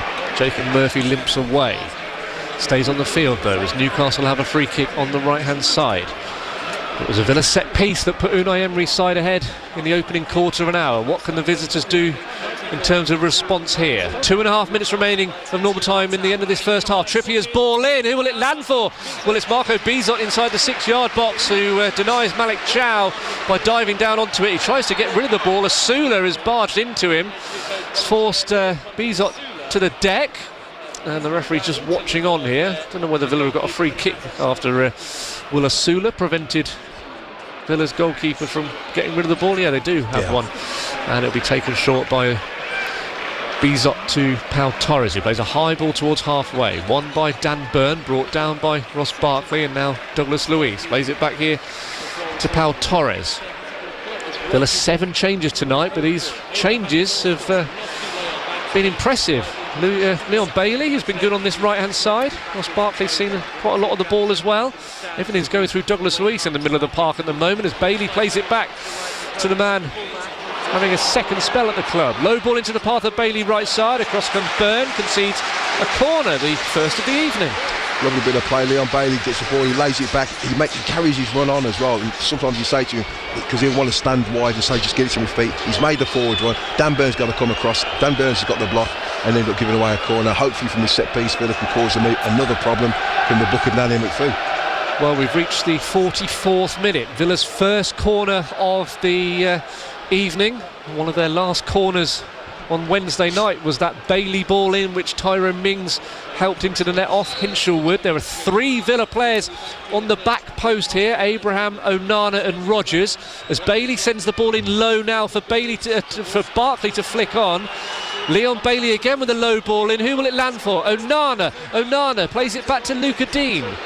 Douglas Luiz sends the ball into the penalty area here for Abraham as Byrne clears it away. The flag stays down on this far side.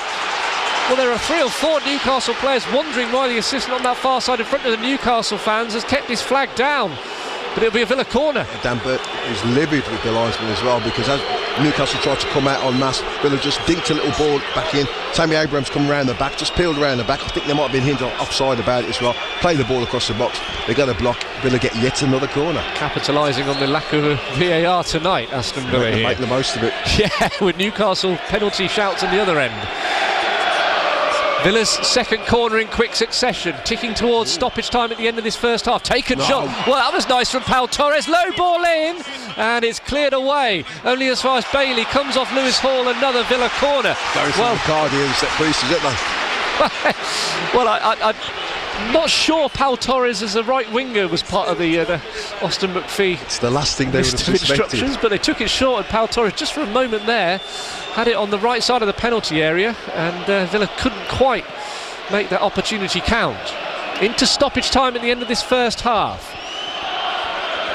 Luca Dean to deliver this third corner in quick succession for Villa, which he bends in now towards Ross Barkley, headed away by the Newcastle United defence. Bailey will volley a ball out to this left-hand side, but now Newcastle United will break here. And Jacob Murphy, the goalkeeper's a long way out. Oh, Marco Bizot has brought down Jacob Murphy and he's been sent off. Oh, my word. Aston Villa are down to 10 men. First minute of stoppage time. There's some afters here between Douglas Luiz and the Newcastle players. But as the ball was cleared away, as Morgan Rogers tried to play it out to this left-hand side, Newcastle counter-attacked. Jacob Murphy got to the ball first. Marco Bizot has wiped him out, and the Dutchman has been sent off. Villa will have to play the remainder of this fourth round tie with 10 men, and we're going to see Emi Martinez shortly.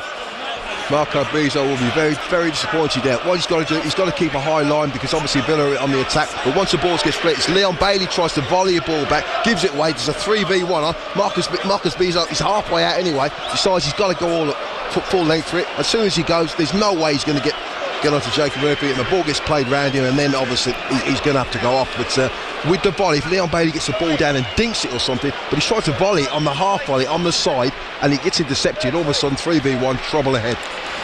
And there is trouble ahead as Marco Bizot comes off the field. Another red card for a Villa player in a home match against Newcastle this season. It was Edry Conter in the second half of that game on the opening day as Unai Emery gives his goalkeeper Marco Bizot a high five. He won't be saved by VAR tonight, of course. We've talked about that a number of times in the first 45 minutes here.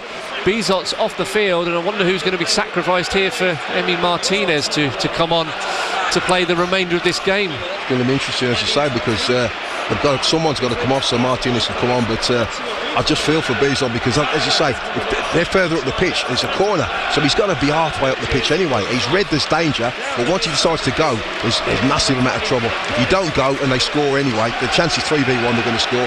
That way, at least you've got 11 players on the pitch. He's made a decision, he's gone for it, paid the price, and now battling against 10 men, but we have got a one-goal lead. He's taken one for the team, Marco Bizot, as he walks in front of the Trinity Road stand. Emi Martinez is coming on. Just wonder whether he's one of the three behind Abraham who's going to make way here for Leon Bailey's the man to be sacrificed for Emi Martinez to come onto the field. Well, Martinez thought he might well have a night off, but he will play the remainder of the first half stoppage time and the second half now because Martinez is on. Marco Bizot has been sent off. Yeah, it's a shame for Leon Bailey as well because he's nice and bright, he's working hard up and down the flank as well. He's been involved in goal attempts, so he'll be thinking, I'm just getting back into the groove. All of a sudden he's got to be sacrificed, but someone had to go, and hopefully now, we've got a top-class international goalkeeper on, we might need him tonight. Marco Bizot, who was so far out of his penalty area, but with three Newcastle United players herring forward, he had no option to bring Jacob Murphy down, I should say. Newcastle have a man. Look at the odds, Bizot there. You might as well allow him to score in there for. Barkley comes across to challenge Barnes, and it will go out of play, and that will be that. As far as this first half is concerned, well, it ended dramatically, and there are 3 or 4 Newcastle players surrounding the referee Chris Kavanagh here because there have been a few decisions they haven't been pleased with Eddie Howe's side. Dan Burn continuing the conversation. Kieran Trippier is there as well as the Villa players, and Emi Martinez come off the field. What a dramatic end to this first half of the FA Cup fourth round tie here at Villa Park, which Villa do lead by a goal to nil. That free kick from the training ground looked like Morgan Rogers was going to take it. Instead, Douglas Luiz it was who chipped it into the penalty area for Tammy Abraham to chest down and dink it over Aaron Ramsdale for his first goal for Aston Villa in nearly 7 years. Bailey's had a header wide, Douglas Luiz with a rising drive. For Newcastle up the other end, Asula with a shot high over the bar, and Harvey Barnes hitting the side netting before the drama unfolded in stoppage time at the end of the 45 minutes when Villa tried to play the ball out to the left-hand side, to the left wing. Newcastle United read the pass, launched a counter-attack, and Jacob Murphy was brought down by Marco Bizot 40 or so yards from goal. Bizot getting a red card. Emi Martinez is on for Leon Bailey. Villa will play the second half with 10 men, Gary Thompson, and I think we're going to have quite some second half in front of us. It will be all hands to the pump now, because Aston Villa 1-0 up, have a corner. From their corner, the ball gets half cleared, comes to Leon Bailey. When you see what he's tried to do, he's tried to volley the ball, but on the side, to volley it back over into the final third, as it were, like, gets intercepted. It's not the best volley anyway, goes straight to the Newcastle player, brings it down, all of a sudden, as you say, pings it, they've got 3v1. Keeper reads the danger, he knows there's trouble ahead, but he decides to go to try and win the ball. As soon as you get that wrong, then he's going to go off. But as you say, 45 minutes is going to be very interesting now. If Aston Villa players, they know they've got some work cut out. They know they're going to have to work really hard for the second half now, because Newcastle United can smell blood. I think it's going to be back to the wall, bodies on the line for Aston Villa. 10-man Aston Villa in the second 45 minutes, Daz Hale. But at half-time here at Villa Park, a lively end to the first half, got to be said. Villa 1, Newcastle 0. I mean, so many talking points. I mean, obviously, Abraham's goal's offside. Yes. 2 penalty shouts for Newcastle. There's the over-the-top challenge by Luca Digne. Was the referee right, though, Chris Kavanagh, to send Bizot off? I mean, it's obviously a moment of madness from him, but if you look at the position, is that actually a goal-scoring opportunity? I think if he plays the ball past and Marco Bizot comes, if he touches the ball past Marco Bizot, then you've got to say he's got a great opportunity to just roll the ball into an empty goal. He's got 30 yards in front of him. But once Bizot was committed, he had to win the ball. You don't win the ball, there's a danger you're going to get yourself sent off. Obviously, Villa players are flying in around the referee and that, but I think there was no chance. He had to give this decision. He had to go off. If I'm Marco Bizot, I look at it and think, I know it's the heat of the battle, but there's 3v1. The chances are they're going to score. I'll have to let them score, and then we've still got 11 men on the pitch. But obviously, in the heat of the moment, you don't think like that. You think, I can win this. You don't win it, bang, you're off. Down to 10 men. Well, clearly, Daz, if you're going to say anything, VAR not being used today, if it was, we'd still be playing, because there's been so much to analyse. 100%. And clearly, Unai Emery understood why Bizot did it, because, as you said, he gave him a high five when he came off. He didn't blank him, which he would probably have done if he thought he was in the wrong there. It's been a compelling first 45 minutes, and there's plenty more where that came from now, with Villa down to 10 men, leading Newcastle by 1-0. We'll be back with Gary Thompson and Tom Marlowe for the second half on BBC Radio WM Sport. Coming up next, we'll get dressing room reaction from Eric Ramsey following Albion's 3-1 cup defeat at Norwich. The Hot Seat with Ed James. Last time in the Hot Seat, you put your questions and concerns to leader of Sandwell Council, Kerry Carmichael. After all the snow we had recently, it's revealed a lot of potholes now. I think potholes are a big thing, and I noticed Richard Parker was on the radio this morning saying about the extra funding that we've got, and Sandwell will take some of that funding. But we purchased a multi-hog machine some time ago, and we are working through the potholes that are there at the moment. Listen to everything she had to say now on BBC Sounds. Just search Ed James and click on Tuesday's show. The Hot Seat on BBC Radio WM and BBC Sounds. And actually, Ed is in on Breakfast Show all next week for Sarah Julian. So it's Kath Merry, who's down at the Utilita Arena this weekend for the British Indoor Athletics. She'll be looking after Ed's show. But Trisha Doodoo from 2, and of course every weekday evening from 6, it is the football phoning with the legends on BBC Radio WM. So half-time then, Aston Villa 1, Newcastle 0 in the FA Cup 4th round, but Villa down to 10 men.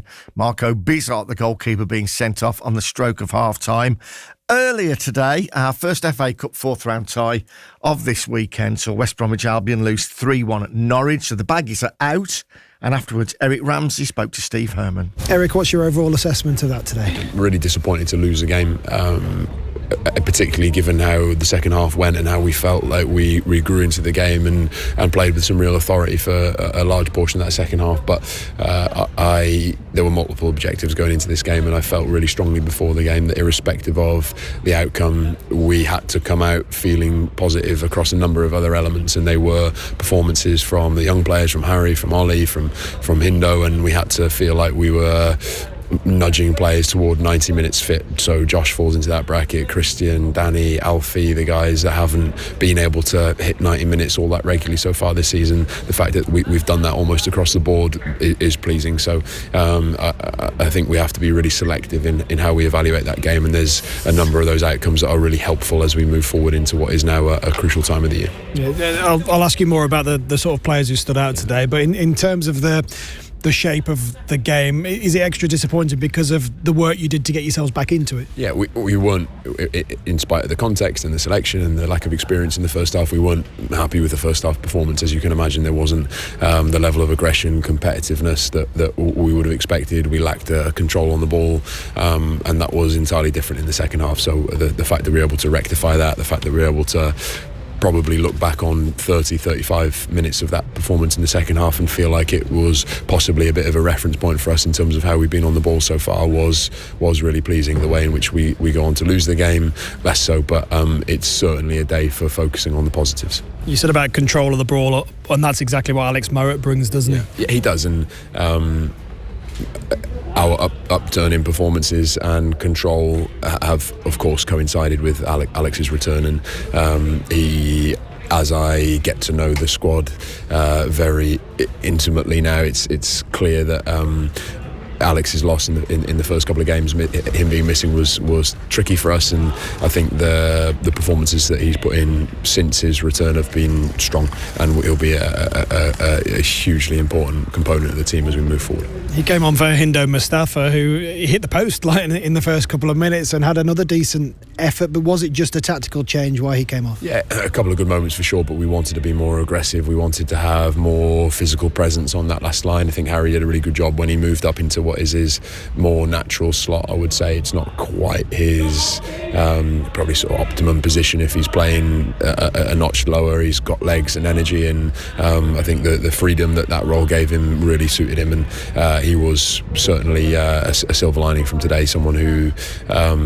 put his hand up and showed that he's definitely knocking on the door to be a part of the squad for sure. And the finish from Josh Maja was the glimpse of what Albion fans would have seen from Josh Maja last season. I know you weren't here then, but it was more of the Maja of old. Yeah, and I know what a good player Josh is, what a good player he's been, what an important player he could be for us as we move forward, and I'm sure he'd be disappointed with the point he's at in this particular season, and the fact that he was able to do what he's done across 90 minutes today, and as the game went on, look stronger and stronger and get himself into some really good positions in front of goal is pleasing, because a player of that calibre in front of goal is a hugely important part of what we will need between now and the end of the season. So that was another real positive for us to take.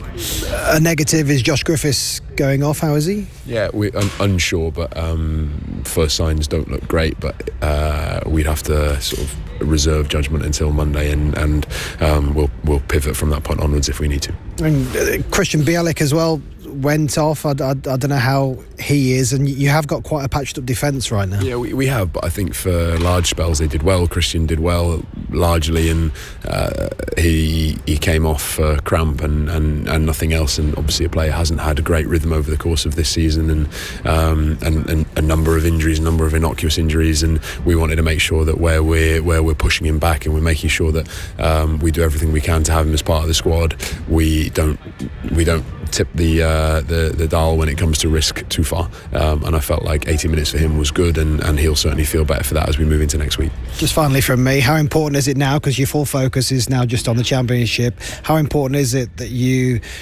I suppose, toe that line between having warriors who are battling through injuries and knocks, but also being careful with people? Yeah, it's exactly that, and that's been a big part of the battle between my arrival and the point we're at now. I came into a situation where there were a number of players in that situation, and we wanted to take a more long-term view of the situations of people like Alex and people like Jason, and you're probably seeing the benefits of that now, and then you're applying that to people like Jed and to Christian and a number of others. So it's a complex picture, and we've got to make sensible decisions for the good of the entire year, and I felt like this game in particular was one where as I look back in hindsight, the way in which we approached it was justified, and we're pleased with a number of the outcomes.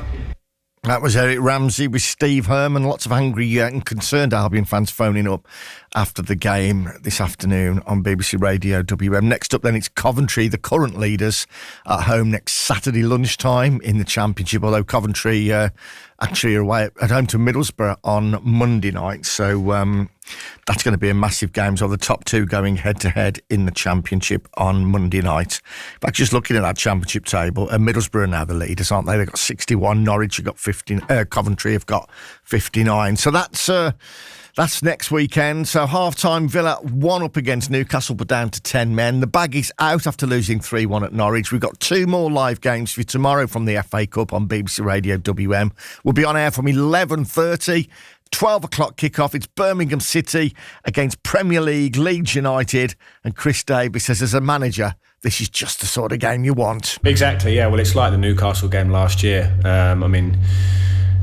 I've been watching a lot of Leeds this week. Enjoyable to watch a Premier League team opposition, and you see the speed and quickness of the game at that level. And I watched in detail their game against Chelsea, and they really held their own now in the Premier League. I must say they've done so well. They're not just scraping by in games. From what I can see, they're right in there, very, very proactive. They've tweaked the shape, but they certainly haven't lost any of that sort of impetus that they had going up. So I've been really impressed. And for us, we're playing them at home. Our stadium, St Andrews, is going to be packed. Yeah, it's going to be quite a day. And then at 1:30, Wolves go to League Two. Grimsby. Rob Edwards says that although his team will have prepared with the same intensity as they do a league game, he acknowledges that the surrounding at Blundell Park won't be quite what they're used to. I won't feel normal, no, because obviously the environment will be different. And you're right, we will be expected to win. And that's no disrespect to them at all, and well aware of how well they're doing and who they have beaten this year as well. So those things will be slightly different. We've spoken a lot about mentality. We spoke a lot about that in a meeting that we just had with the players now, and that will be really, really important going into this game. That was Rob Edwards. So those games to come tomorrow. Of course, all of our matches this weekend in the FA Cup available, not just on your radio, but also on BBC Sounds and your smart speaker.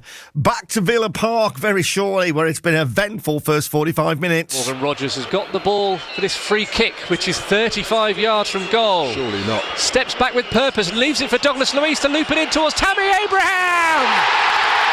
The flag stays down, and Tammy Abraham scores his first goal back at the club to put Aston Villa ahead in this FA Cup 4th round tie.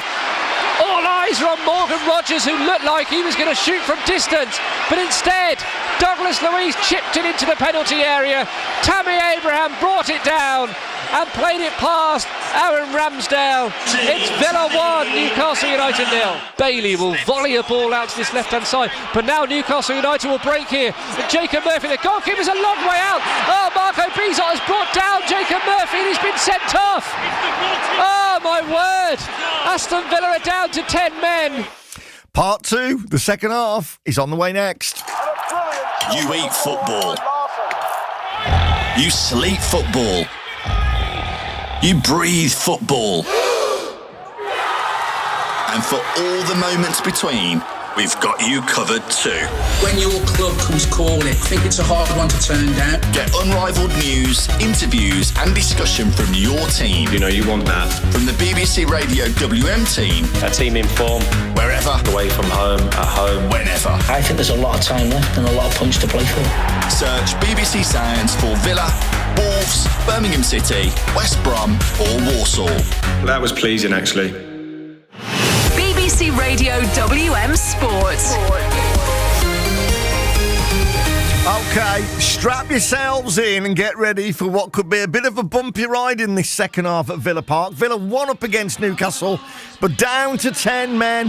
The second half about to get underway very, very shortly. So let's cross back over to our commentary team of former Villa striker Gary Thompson. And first of all, BBC Radio WM Sports, Tom Marlowe. Daz, thank you very much. Compelling, competitive in that first 45 minutes. We were treated to a 90s soundtrack of number one hits during half-time. Spice Girls, Wannabe, Bewitched, C'est La Vie, and Ricky Martin, Livin' La Vida Loca, and I'm seeing some fans at half-time, and I'm hearing some discussions in front of us as well, wondering whether Marco Bizot was crazy to come as far out as he did and wipe out Jacob Murphy, but other people are saying, well, it was the right decision, it stopped Newcastle equalising. What I wonder, Gary Thompson, is you don't want a red card, but it's the best time to have lost your goalkeeper just before half-time, because then you can regroup, can't you? You've got Unai Emery now for 15 minutes has been sorting out how are we going to keep Newcastle out in this second half. His mind had been racing the moment Marco Bizot got sent off, but at least, as you say, you've got a couple of minutes of the game, then you've got 15 minutes to actually sort out exactly how you want him to play, what you want him to do. So that if he's going to get sent off, a minute before half-time or 2 minutes before half-time would be perfect if it has to happen. Back on the way in this second half, BBC Radio WM Sport, Aston Villa against Newcastle. What are we going to see in this second half? Well, it's Newcastle in the attack straight away with Ramsey playing it off Powell, and it will be a corner on the far side. I don't think the Newcastle fans are too pleased with the officiating in the first 45 minutes, but they have a corner, their first of the game in the first 30 seconds of the second half. Villa with Emi Martinez now in goal, with Marco Bizot sent off in first half stoppage time. Villa with some defending to do already. Corner taken short by Lewis Hall to Sandro Tonali. Tonali back into the path of defender Hall, encouraged to shoot, instead gives it to Harvey Barnes. Low shot, deflect off Abraham, and it's well kept in by Emi Martinez. And Villa have dealt with that first Newcastle attack in the opening minute of the second half. As you say, you've got the corner, hearts in your mouth to start with. They played a short corner, ended up having to strike. Harvey Barnes, of all people, he does like a goal against Aston Villa, but the keeper deals with it quite well. Now Villa just got to get themselves out on the pitch a bit. I'll take you through the Villa 10 in a second, but that is nicely done between Ross Barkley and Tammy Abraham. Of course, some of these players haven't played 90 minutes, of course, like Barkley, and they're a man down as well, with Emi Martinez going through a rigorous warm-up at half-time. Abraham's won it back for Villa, but I can ill afford wayward passes like that in this second half from Morgan Rogers, who tried to play Abraham back in, but it's too far in front of the Villa striker. The flag has gone up in front of the Newcastle United fans by the assistant. Jacob Murphy was offside, as you say, Gary Thompson, and it'll be a Villa free kick. Murphy made his run very, very early, and with that VAR, there's half a chance you might get away with it, but that was so obvious. Even the linesman had to pull his flag up straight away. Villa have Emi Martinez in goal, Lamar Bogard, Victor Lindelof, Pau Torres and Luca Dean, Amadou Onana and Douglas Luiz, Morgan Rogers and Ross Barkley, Tammy Abraham the goal scorer in the first half up front. Newcastle, Aaron Ramsdale in goal, Kieran Trippier, Malik Chow, Dan Burn and Lewis Hall, Jacob Murphy, Sandro Tonali and Jacob Ramsey. Then it's Will Asula, Nick Voltemade and Harvey Barnes as the flag goes up against Morgan Rogers this time, and Newcastle have a free kick inside their own half. I just wonder at what point Eddie Howe is going to gamble. Looking at some of the players on the bench, the likes of Anthony Gordon, Anthony Elanga is there as well, Joe Willock. From a Villa perspective, some strong players on the bench. Ollie Watkins is there, Remy Buendia, Jadon Sancho as well. Might need their fresh legs in the second half. I think they definitely will, and as you say, Newcastle got some potent players with pace as well, who can open the game up and stretch the game, like Anthony Gordon, Elanga as well. He's not had the best of times since he's been at Newcastle, but he has got pace, he's got power, and he can, especially when against a tiring side, as Villa will be after 50, 60, 70 minutes, then you think maybe throw them on to maybe cause a problem. If Villa do hold on today, it'll be Unai Emery's 100th win as head coach for Aston Villa. He has taken charge of 177 games in potentially getting to that number today. 56% win record. He's out 3 minutes late, isn't he, Unai Emery, for the second half? Just walking in front of us as he makes his way towards the technical area, having trouble zipping up his coat. He's giving a show of supreme calmness. Yeah, I know the lads can hold the fort while I'm away. He's missed the Newcastle corner, hasn't he, as well, which came to nothing in the end. Harvey Barnes' shot was deflected off Onana and kept in by Martinez to prevent another corner. Now here's Lewis Hall on this near side. He's kicked it out of play. I think he might have trodden on Lamar Bogard in doing so. Bogard just limping slightly as Villa have a throw in on this near side. Villa 1, Newcastle 0. Villa down to 10 men. Marco Bizot sent off at the end of the first half in what looked like he was preventing a Newcastle equaliser, but there is that discussion of whether he was that far out of goal. Was he preventing a goal-scoring opportunity, really and truly? I think at the time I was expecting a red card, and that's exactly what Chris Kavanagh did. I mean, last season when Emi Martinez did it, looking at the players, you judge your players to think, right, last season Emi Martinez, so Højlund pushed it past him on his left foot, you think there's half a chance he'll miss that, but this time with 3v1 I think there's always a chance that could end up with a net. Third red card given out by Chris Kavanagh this season. It's his 31st game of the campaign. 117 yellows now with the 3 in the first half to Douglas Luiz, who's won that free kick deep inside his own half. Luca Dean and Malik Chow as far as Newcastle are concerned. 5 minutes played in this second period. Ball played back to Emi Martinez, all in yellow, away to our left-hand side now in front of the North Stand. Villa are attacking towards the Holt end, as they like to do in the second half. And Emi Martinez will play the ball out to the right, and Victor Lindelof. There's Willa Sula close by, left-footed forward by Bogard. Barkley can't keep Tonali away from winning the ball back. But now Rodgers will try and touch it past Lewis Hall. Oh, he's dragged Lewis Hall back. The home fans around us in the Trinity Road not pleased with that. Half a dozen getting to their feet here to remonstrate with Chris Kavanagh, the referee. Ball sent in from the right-hand side, held by Emi Martinez. And if ever you want somebody who's going to eat into the clock and try and waste as much time, Emi's your man.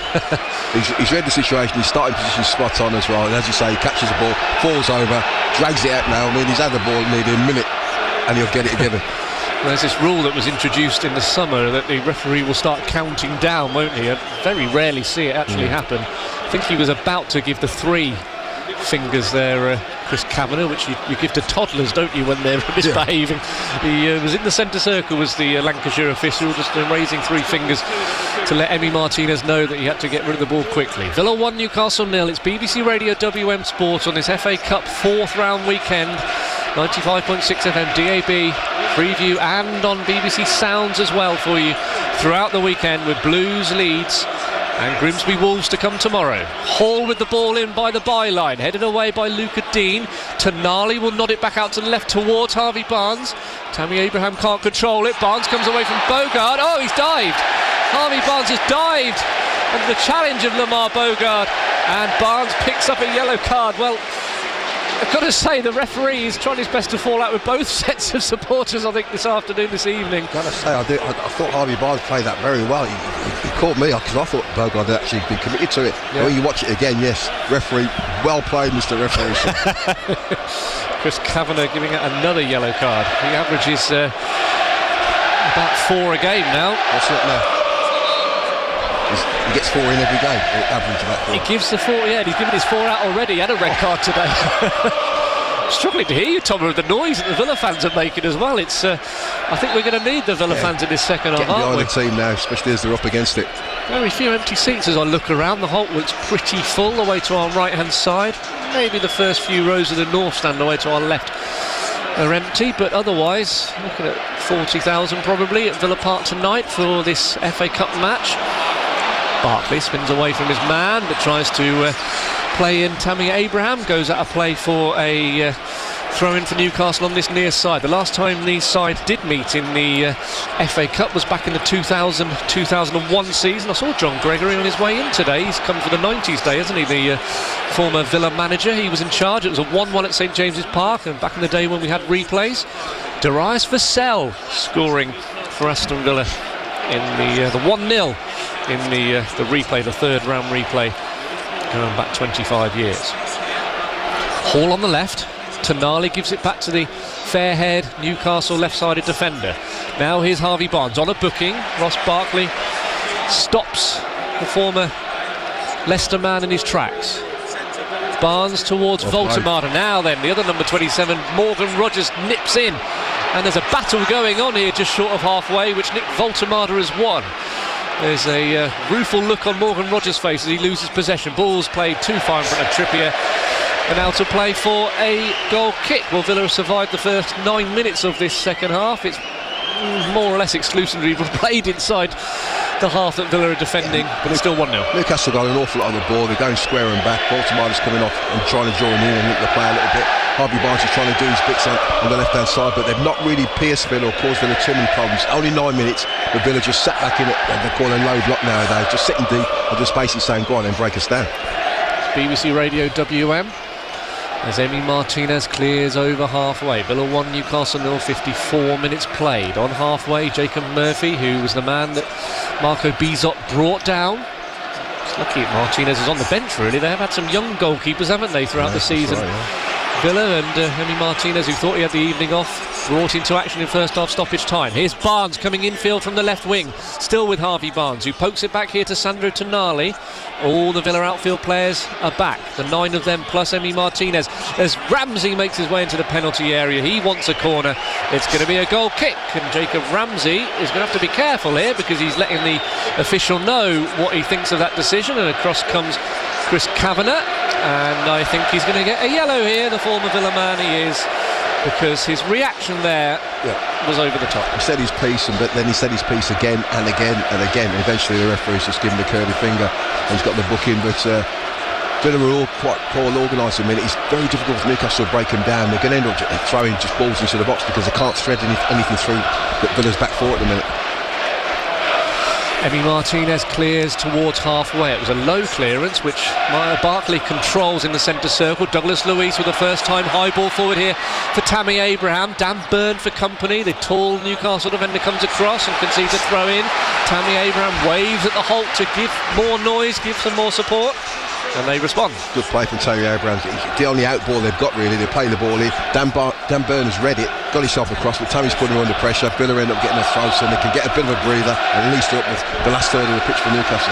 Daniel's in touch on social media, enjoying the commentary, hoping it ends after 90 minutes. I think we do too now, Daniel, as Morgan Rogers comes forward. Voltemada clears away because he's got Gladiators to look forward to 8 o'clock. We talked about the NIA earlier, didn't we, in the first half, continuing that 90s theme. That's to come.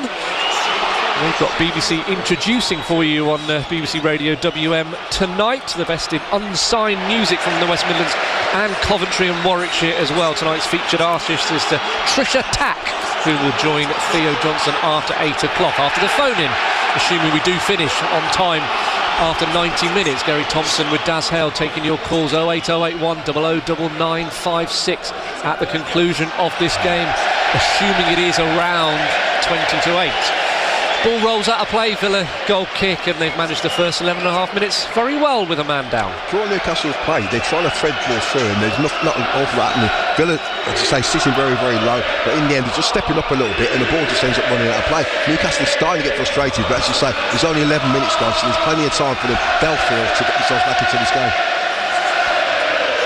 Daniel also mentioned the rugby today, which Scotland have beaten England 31-20 to regain the Calcutta Cup here. Villa 1, Newcastle 0. Villa hoping to win this competition for the first time since the late 1950s. Tomo, you spotted Rogers is down here after that aerial challenge, and well, he's down and in some pain inside the centre circle, and the referee's happy for this to go and to play on here. Tammy Abraham's in with a challenge. Rogers has stayed down. Villa down to 9 men at the moment, and Onana is going to try and do this on his own down the left wing for Aston Villa. He's done very well so far. Oh, he's still going, but he's got nobody to support him here, Amadou Onana. And he goes to ground, and then a challenge from Murphy. Oh, he's done brilliantly. Absolutely extraordinary for Amadou Onana. Went on a run from halfway with Morgan Rogers down. Villa effectively playing with 9 men as Amadou Onana went alone down that left wing and has won a free kick. Yeah, Rogers seems to have landed on his shoulder. He wasn't too happy, but the ball got played to Onana. Onana says he's got no one in front of him. Rogers is down. He's carried the ball 40-50 yards, got himself into an area, got Villa possession again, got the crowd going as well. They've got a free kick, a chance to play the ball into the area. Hopefully Morgan Rogers is going to be okay, but as you say, it's all happening now. Set piece is a good opportunity for Aston Villa if they are going to get a cushion in this game, leading by a goal to 0. Tammy Abraham in the first half, 14th minute, but it was well disguised. Looked like Rogers were going to take it. Douglas Luiz it was instead, who chipped it in for Abraham to chest down and calmly chip it over Ramsdale for his first goal back at the club. 13.5 minutes played in the second half. Villa free kick on the left. Luca Dean sends it in. Onana was battling for it. It'll land here for Pau Torres inside the penalty area. Torres on the left side plays it out to Ross Barkley, who's got support from Douglas Luiz behind him. Barkley instead strokes it back here to Lindelof, who has got Willis Sula surging forward and bearing down on him. So it's back to Emi Martinez, who plays a high ball forward. It's going to go all the way back to Aaron Ramsdale, and it will stay Villa 1, Newcastle 0, and we're approaching the hour mark now on BBC Radio WM Sport, with Blues and Wolves to come tomorrow. Abraham is in to win possession back for Aston Villa.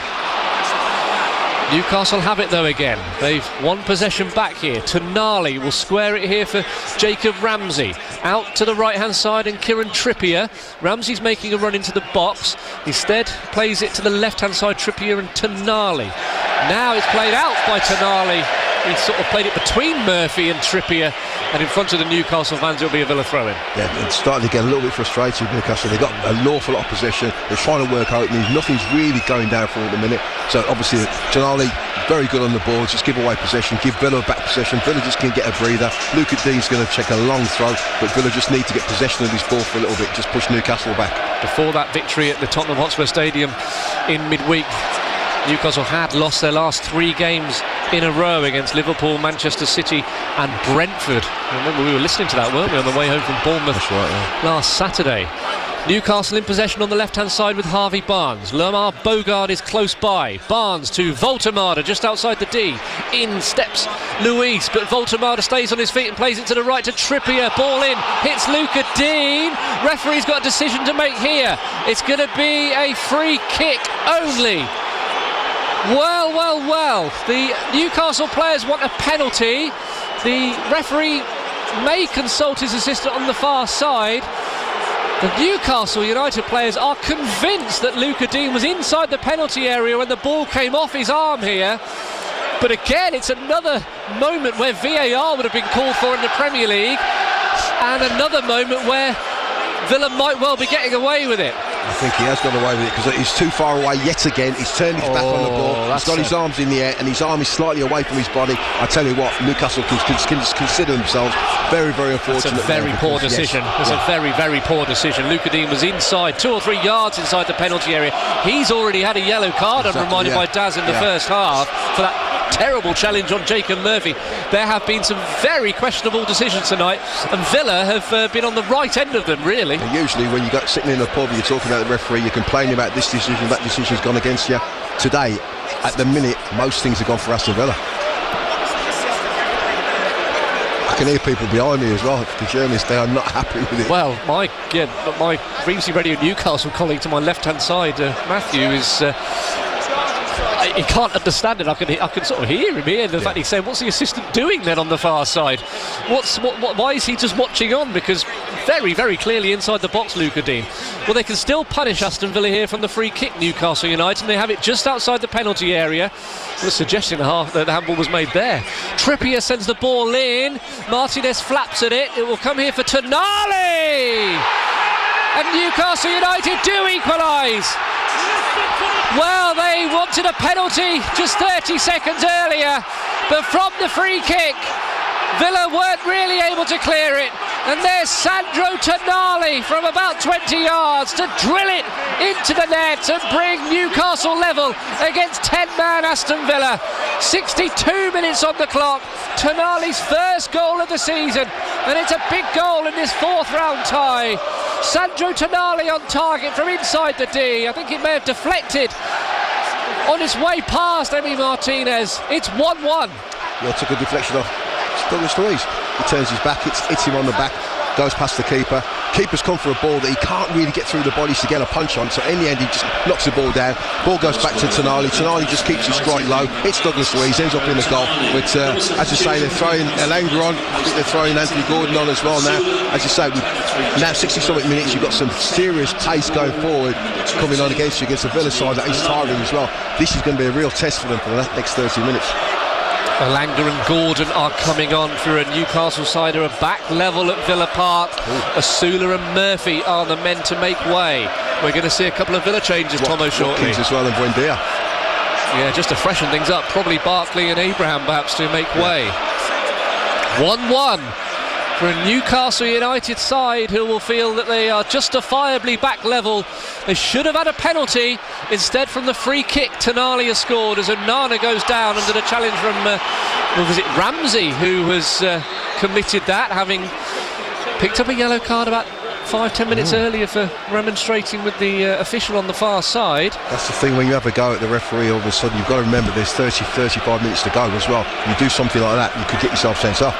Well, yeah, for all the Newcastle complaints about the handball, maybe he should be on his way off the field as well, Jacob Ramsey. So the referee's having one for both teams now. So the Villa changes. Abraham will make way for Ollie Watkins. So a goal-scoring appearance for Tammy Abraham tonight. What we would give for Ollie Watkins' first FA Cup goal for Aston Villa. He's made 10 appearances so far in this competition for the side in claret and blue. No goals, and yeah, Barkley's the other man to make way, and that's probably expected, Gary Thompson. Yeah. To be fair, Ross Barkley hasn't played a lot of football at all, so you imagine 60 minutes, you've been looking to maybe change him, you're getting tired, especially down to 10 men as well. He has done very well trying to retain the ball for Aston Villa. Ollie Watkins, you know what Ollie can do. People say he's been carrying an injury, but for 30 minutes now, you're relying on him to retain the ball, stretch the play as well, and he can get a chance of a goal as well, finish it. Ross Barkley having a long conversation with Unai Emery on his way off the field. Well, I don't think Newcastle United fans will ever complain about VAR again, will they, in the Premier League after what's happened tonight? A couple of penalty shouts in the first half. A big handball against Luca Dean inside the penalty area, which could have seen Luca Dean sent off as well, having already picked up a yellow card in the first half. Made a mistake with that one, because the first challenge for Luca Dean in the first half was ridiculous, but this one as well, he's turned his back and his arms out, so you could say justice has been done. 1-1, Newcastle's first goal against Villa this season after a 0-0 here in August, and a 2-0 for Villa at St James's Park last month. Buendia was on target superbly in the first half of that game. He's on the field now with Ollie Watkins taking the places of Tammy Abraham and Ross Barkley. 1-1 in this game, and it's been a very, very entertaining encounter tonight. Yeah, you're looking at it, you think it potentially could be a really good game of football, but as you say, it has been absorbing. It's very, very good. Luca Dean, long throw, headed away. Emi Buendia, and now Douglas Luiz nodding it on towards Pau Torres. Malik Chow clears it away. Well, they're committing men forward here, Aston Villa. Victor Lindelof is the furthest man back, but he's about 12-15 yards inside the Newcastle United half. Throw in for Aston Villa again on this far side, the left. Rodgers cushions it down for Dean to send it in. Comes off Trippier, cleared away. Alanga's first touches, but he's given the ball away. Douglas Luiz chips it forward towards Emi Buendia, but he was caught on his heels.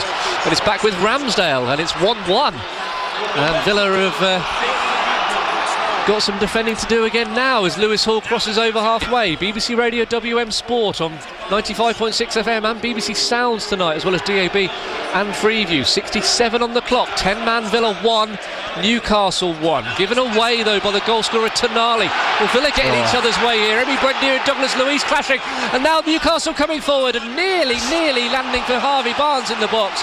Cleared away by Villa, and Douglas Luiz and Emi Buendia continuing their dispute. Yeah, as you say, they're both rowing, but at the end of the day, you've got to get back onto the game, because Newcastle have a throw in the final third. It can cause yourself another problem. We'll argue about it later. They now have to make sure they do their jobs. Newcastle throw in from this near side. Lewis Hall is the man to deliver it. Former Chelsea man. Chelsea, the 8-time winners of this competition, winning last night at Hull convincingly. Long throw into the penalty area, loops up, headed by Chow, and Buendia is there to clear the ball away.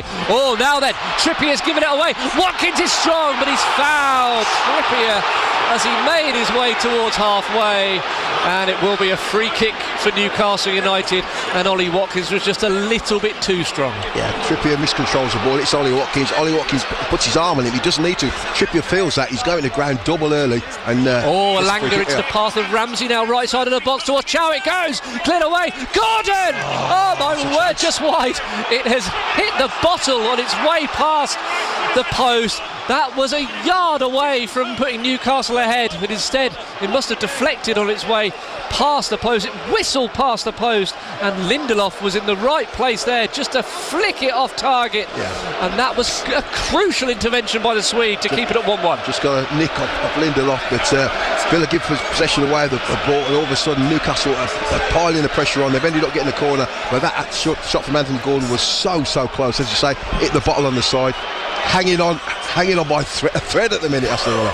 69 on the clock, 1-1. Newcastle's second corner of the evening. The Villa fans finding that, now what's happened? Dan Burn is in there strongly on, is it Pau Torres, who is lying down holding his throat here inside the penalty area. Burn and Torres, well, he was round his throat, but there's no VAR again, exactly, is there? Where's VAR when you need it? Yes, suddenly we're all for it again, aren't we? As Pau Torres and Dan Burn are just discussing and disputing the lack of decision there from Chris Kavanagh. Still talking, aren't they, here? Dan Burn is a couple of inches taller than the Spanish defender. Hopefully they'll thrash it out before the corner comes into the box. 20 minutes remaining. BBC Radio WM, FA Cup 4th round weekend. Newcastle United's second corner of the evening. Trippier sends it in. There's another man down in the box as the flicked header from Torres goes out of play. Well, who was down there?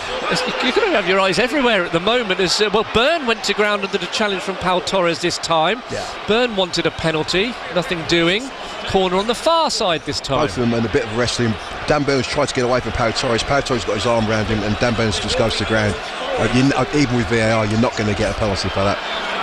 1-1, 20 minutes to go. 10-man Aston Villa with a Bizot sent off at the end of the first half. Trippier sends it in now. Lindelof with a good header away to the goal scorer Tonali. Out to the left-hand side and Harvey Barnes. Back to the Italian midfielder again, who sends a ball into the penalty area. It was in front of Dan Burn and will roll out of play, and it will stay 1-1 as Unai Emery just looks back towards his staff and his bench, and he's looking a little bit more uncomfortable, the head coach. Newcastle are piling the pressure on. They're trying to deliver balls into an area. Villa's organisation, their back four, they do come up pretty quickly. They nick 2 or 3 yards, and that gives you the space. If you don't get the ball exactly right, the ball will run out for a goal kick, which is exactly what it's done. Villa now get a bit of breather, a bit of respite, and get themselves back up the pitch. Unai Emery, his FA Cup record, 6 wins, 1 draw, 4 defeats. He won the Coupe de France twice with PSG. Ali Sissoko's brother scoring an own goal in 2017 to give PSG the cup that year. How he'd love to win an English trophy. Unai Emery, 3rd in the Premier League, into the knockouts of the Europa League, and hanging on in the FA Cup. No replay, of course. They might have to struggle through extra time as well, the 10 men, as Harvey Barnes on the left-hand side gets it from Lewis Hall and plays it infield to Sandro Tonali, who squares it here for Malik Chow. Chow out to the right-hand side. Kieran Trippier sends the ball in towards Gordon, headed away by Onana, and now Brendier and Watkins will try and bring it clear. Villa have hardly had the ball inside the Newcastle half this second half, and it's wave upon wave of Newcastle attacks at the moment. Hall out to this left-hand side to Barnes. Bogard is watching on closely as Barnes comes infield, turns and plays it forward to Hall, who stayed onside. Lewis Hall spins away from Bogard, plays it back to Tonali, who squares it for Malik Chow, who takes a touch, thinks about a shot, thinks about it again, plays it to Trippier instead. Now here's Elanga right side of the penalty area, still with Elanga. Across comes Luca Dean, and Pau Torres will clear the ball away. Well, they are being pegged back and hemmed back and pushed back, but still Villa surviving at 1-1. So Villa getting pushed further and further back. They're getting the ball clear, but they're not getting any respite because there's no one to retain the ball. Ollie Watkins has been brought back into almost in front of the back four as well, or into the midfield. So when the ball goes up, they can't get possession of the ball, they can't get up the pitch, they can't get a breather at the minute. Blues leads and Grimsby Wolves to come for you tomorrow afternoon. Harvey Barnes sends the ball in from the left-hand side towards Anthony Gordon. It will come here for Kieran Trippier. Oh, that's high, wide, and not very handsome towards the family stand here in the Trinity Road. It was that bad from Kieran Trippier, and it stays 1-1, 17 to go. Kieran Trippier has a little wry grin, but the ball coming into the box was a superb ball. Gordon couldn't go on the end of it. Ball comes back to Trippier. He's leaning back. Ball goes right over the bar, and a bit of respite for Villa. They can get a bit of a breather now. They can take their time a little bit, but they need to get themselves up the pitch. The majority of the 42,101 inside Villa Park trying to will their side towards another goal. Aston Villa pegged back by Sandro Tonali's effort on 63 minutes. Newcastle wanted a penalty after a Luca Dean handball was inside the box. Referee gave a free kick, and from it Sandro Tonali scoring from inside the D. Now Lewis Hall, good footwork to thread it forward to Elanga, who loses his footing as he made his way forward. Victor Lindelof plays it back to Emi Martinez, and Villa survive again. If he doesn't lose his footing there, he is clean in, because he's running against Pau Torres. He made up a couple of yards ground on Pau Torres as well, and the chances were he was favourite to get himself in there. Jacob Ramsey out to the right hand side, and Kieran Trippier. Back it goes to Malik Chow, square to Sandro Tonali. Tonali, who scored 6 minutes into his Newcastle debut against Aston Villa a couple of seasons ago. On target again against Unai Emery's side. Voltemada outside the box again. Plays it to Tonali. Tonali chips the ball into the box towards Trippier, headed away by Luca Dean. The substitute Anthony Elanga, who's got history against Villa. A late goal for Forest against Villa when the home side came from behind at the City ground. Elanga on the right hand side, low ball in. There's Pau Torres to clear it away for a Newcastle corner, and the visiting fans finding their voice again. Good position by Pau Torres. He's waiting just on the edge of the 6-yard box. He's waiting for the ball to be cleared. He played into the box. His position is spot on. He clears his lines, but he gives away another corner. As you say, I think Villa are looking to get... Yeah, Sancho's coming on, isn't he? And Ian Martson as well. We need someone who can get up the pitch and retain the ball a little bit, because otherwise, wave after wave, it's incessant. Eventually Newcastle will find a hole. 15 to go, fourth Newcastle corner, sent in. It's a green shirt that won the header. It was Harvey Barnes at the near post. Newcastle pick it up on the left. Burn, Tonali, headed away by Pau Torres, and now Villa maybe some respite as Douglas Luiz has overrun it. Out to the left it goes. Throw in for Newcastle on the far side. Ian Martson, whose only Premier League goal was against Newcastle United in that 4-1 victory last April. Newcastle out to the right with Trippier again. Elanga picks the ball up. No goals and just one assist in 22 Premier League appearances for his new side. Former Manchester United man. Trippier takes a touch and sends the ball in towards the back post. Bogard with a big header away. Burn, who's a long way forward to Tonali again. Oh, that's a whistling shot which has flown past Emi Martinez and into the bottom left corner of the net to put Newcastle United ahead. They've come from behind to lead the 10 men, and it's the Italian midfielder doing the damage again. It was a rocket from outside the penalty area which whistles past Emi Martinez and gives Newcastle United the lead with 14 to go. Villa 1, Newcastle 2 in this fourth round tie. Yeah, as you've noticed, the fact that he does look like a strike from the edge of the box. He had a chance in the first minute up at Newcastle where he danced into the box, and this time the keeper makes a good save. The ball gets played this time. Bogard, a great little header. Dan Burn just teased the ball up for him, and he has to strike us right into the far corner. It is a good strike, to be fair. Well, he caught that, Sandro Tonali, and Newcastle lead this game now. Villa 1, Newcastle 2. 13 to go, and Villa will make those two changes now. Morgan Rogers trudges off to be replaced by Ian Martson, and Douglas Luiz makes way for Jadon Sancho. Well, they are going to have to gamble here, and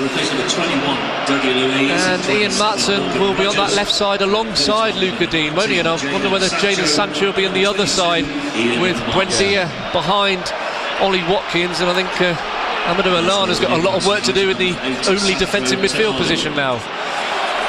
Sancho's ability to retain the ball and carry the ball will give Villa a bit of breathing space, a bit of respite, and hopefully they can get themselves up the pitch and maybe cause Newcastle a problem. But at the minute, everything's against them. Like Aston Villa getting first foot forced further and further back, but the likes of Sancho can get them up the pitch.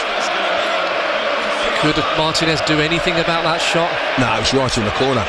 Very well placed by Tonali, and now Voltemada gets past a couple of claret and blue challenges here and feeds Hall. Ball into the box towards Voltemada, and Pau Torres is there to head it away, and the Villa goal is under attack upon attack now by the visitors. Yes, Voltemada is a number 10, as it were, not a centre forward. He's link play, he picks the ball up, he dances past a couple of players, plays the ball out wide, and as a centre forward, the first thing you do, get yourself into the box. Voltemada makes the run, but he ambles into the box, but the ball just comes in, only just can't quite get there. His first thought is get in the box, then he scores. That's a great opportunity for him. Joe Willock is imminent for the visitors. 12 to go on BBC Radio WM Sport. Newcastle take the corner. They've taken it badly because Onana has read it, and now Villa will come clear with Sancho on halfway. Now a chance to attack, but Ian Martson won't get there. He won't be quick enough. It's too far in front of the Dutch wide man, and Newcastle will come away with it again. You've got to get these passes perfect, haven't you, now, with only 10 men? When the ball got played into Sancho, he takes the first touch, he sees Martin make his run, he got, as you say, a decent ball, a slower ball, a ball that caressed into an area, Martin has a chance. This one's just hurried, he's played into an area, too easy for the keeper to deal with. Aston Villa 1, Sandro Tonali 2, and it will be Jacob Ramsey to make way for Joe Willock, former Arsenal man, who was on the bench when Arsenal won the FA Cup in 2021. United replaces number 41 Jacob Ramsey with number 28 Joseph Willock. And Ramsey will go off in front of the Newcastle fans in the Doug Ellis stand. They don't travel too well to the West Midlands, certainly here at least. Newcastle United, in just one win in 10. They got that double from Fabian Schär in a 3-1 victory back in January 2024. It was Villa's first defeat in the Premier League at home that season, but they did win in round 4 in Birmingham last season, did Newcastle. It was a 3-2 win at St Andrews. They're 2-1 up here. BBC Radio WM Sport, 10 to go. If we do finish on time, 08081 009956 to react to the action with Das Hale and Gary Thompson, Baggies and Villa fans, and Martson trying to find Jadon Sancho on halfway, can't do so, and it's a side wearing green shirts who have the ball again. They've seen a lot of the ball in this second half. Possession wise, well, that'll be more actually. It's only 58% to Villa's 42. Anthony Gordon down the Newcastle left, 2 claret and blue shirts around him, so plays it back to Lewis Hall, back with former Everton man again. Anthony Gordon turns 25 in 10 days time, and he'll hope to be on the plane to the World Cup in the summer, as Jacob Ramsey gets a nice reception from the Villa fans on the Trinity Road. Yeah, he's got it all the way around actually. As he has, hasn't he? Yeah. That's nice actually. He's Villa born and bred, isn't he? Jacob Ramsey joined the club as a 6-year-old. Don't think he wanted to leave. No. PSR forcing Villa's hand really there in the summer, and a few Villa players made their thoughts and feelings very, very clear and public on social media after Ramsey went. Chow to Gordon, rolls it out to Trippier on the right hand side, back to Anthony Gordon again, 9 to go. BBC Radio WM Sport, it's Villa 1, Newcastle 2. Villa led at the break. Abraham had scored on 14 minutes, but Marco Bizot rushed out of goal and got sent off for challenging Jacob Murphy as Newcastle threatened a counter-attack 3-on-2 towards the end of the first half. Sandro Tonali's double has Eddie Howe's side in the hat on Monday night as Emi Buendia comes across to concede a throw-in. Villa 1, Newcastle 2, Tomo. Yeah, as you say, last throw of the dice for Aston Villa. When they do get the ball, they've got to make sure they retain the ball a little bit, because Newcastle, they've got possession of the ball. They're not causing Villa too many problems, just keep possession, forcing Villa further and further back. Villa now you'll have 2 or 3 in these last 8-10 minutes. You'll have 2 or 3 attempts at goal. You've got to make one of them count. Villa 1, Newcastle 2 as it stands. It's the Premier League and the Europa League for Unai Emery for the final 3.5 months of the season. It's Lewis Hall with a long throw from this near side, the left, towards Dan Burn, the tall Burn at the near post, and now the shot from Barnes is well blocked by the Villa defence, though Nana was in there as Ollie Watkins comes clear. To the left he goes, and Luca Dean back to Pau Torres. Newcastle with 5 or 6 green shirts inside the Villa half, and Villa just haven't got any sort of space. One man down, of course, after Bizot's sending off. Leon Bailey was sacrificed so that Emi Martinez could come on. Sandro Tonali has scored 2 in this second half. One slightly deflected off Douglas Luiz for 1-1. Then from a whistling shot on 76 minutes after Burns' layoff, Newcastle will be into round 5 as it stands. Luca Dean on the left-hand side to Ian Martson, the two that normally challenge for left-back, but more and more we're seeing them both on the field. Certainly period of the Bournemouth game they were. Sancho with the curler. Chow sticks out a foot and sends it over the bar, and it'll be a Villa corner and a rare chance for Villa to maybe peg Newcastle back in the second half now. That's more like it for Villa. They've got possession of the ball. They've had about 8 or 9 passes. They've took their time with it. They've worked at an opening. Ball comes to place to Sancho. He's got a lot to do. Picks the ball up, runs about 5 yards, makes the diagonal, cuts in towards the penalty area, has a strike, goes out for a corner, but gives Villa an opportunity to get a breather and then get your bodies in and around the penalty area and cause the keeper a problem. Hopefully, early Nanimik had a couple of set pieces that worked very, very well. Hopefully, one of these does. Luca Dean with the corner from the far side. With Newcastle have a 5,000-mile round trip in midweek. They don't want extra time. Dean sends it in. Pau Torres flicks it on, headed away. They're taking their time about punching it clear, but do so eventually. Bogard back towards the penalty area. Maatsen it was, and thundered clear on that far side, looking for Anthony Elanga, but Villa have it back. And they're pushing Newcastle back all of a sudden. Jadon Sancho on the left-hand side comes inside to Ian Maatsen. Maatsen has got Luca Dean outside him on the left-hand side. Dean infield to Buendia. Buendia back to the French full-back again, who takes a touch, sends a ball in towards Ollie Watkins, he brings it down, it's cleared away, only as far as Jadon Sancho. Sancho diagonally out to the left and Luca Dean, low ball into the path of Buendia now, Buendia left side, up but out to play for another Villa corner. This is what we want to see, Tom. Listen to the faithful. They believe there's half an opportunity there, but Villa worked the ball really, really well. Didn't just throw the ball into the box. By the time the ball gets played to Buendia out wide, he's got a chance to bend it into the box, gets a block, goes for another corner. Villa now getting a bit of a breather, getting a load of possession in the final third, which is what you want against Newcastle. A dramatic cup tie on BBC Radio WM tonight. Luca Dean with Villa's latest corner on the far side, an outswinger left-footed towards Amadou Onana, punted clear. I'm not quite sure he meant that though, Kieran Trippier. It'll be another Villa corner, and there's a rueful grimace on the Newcastle captain's face there, because as he tried to clear it, well, he's cleared it out for a Villa corner. To be fair, I don't think he could do that again if he tried. Little smile from Trippier. He knows, he feels he obviously made a bit of a mistake. He's obviously hoping Villa don't capitalise on it. 4.5 to go of normal time at the end of this game. Short corner to Jadon Sancho, makes his way into the penalty area, feeds Luca Dean, high ball in from the Frenchman, headed away by the tall figure of Dan Burn. Villa stay on the attack. Maatsen out to the far side, low ball in from Lindelof towards Luca Dean. It's in front of Ollie Watkins and it will go out of play, and a few Villa fans in the Trinity Road now are making their way to the exits.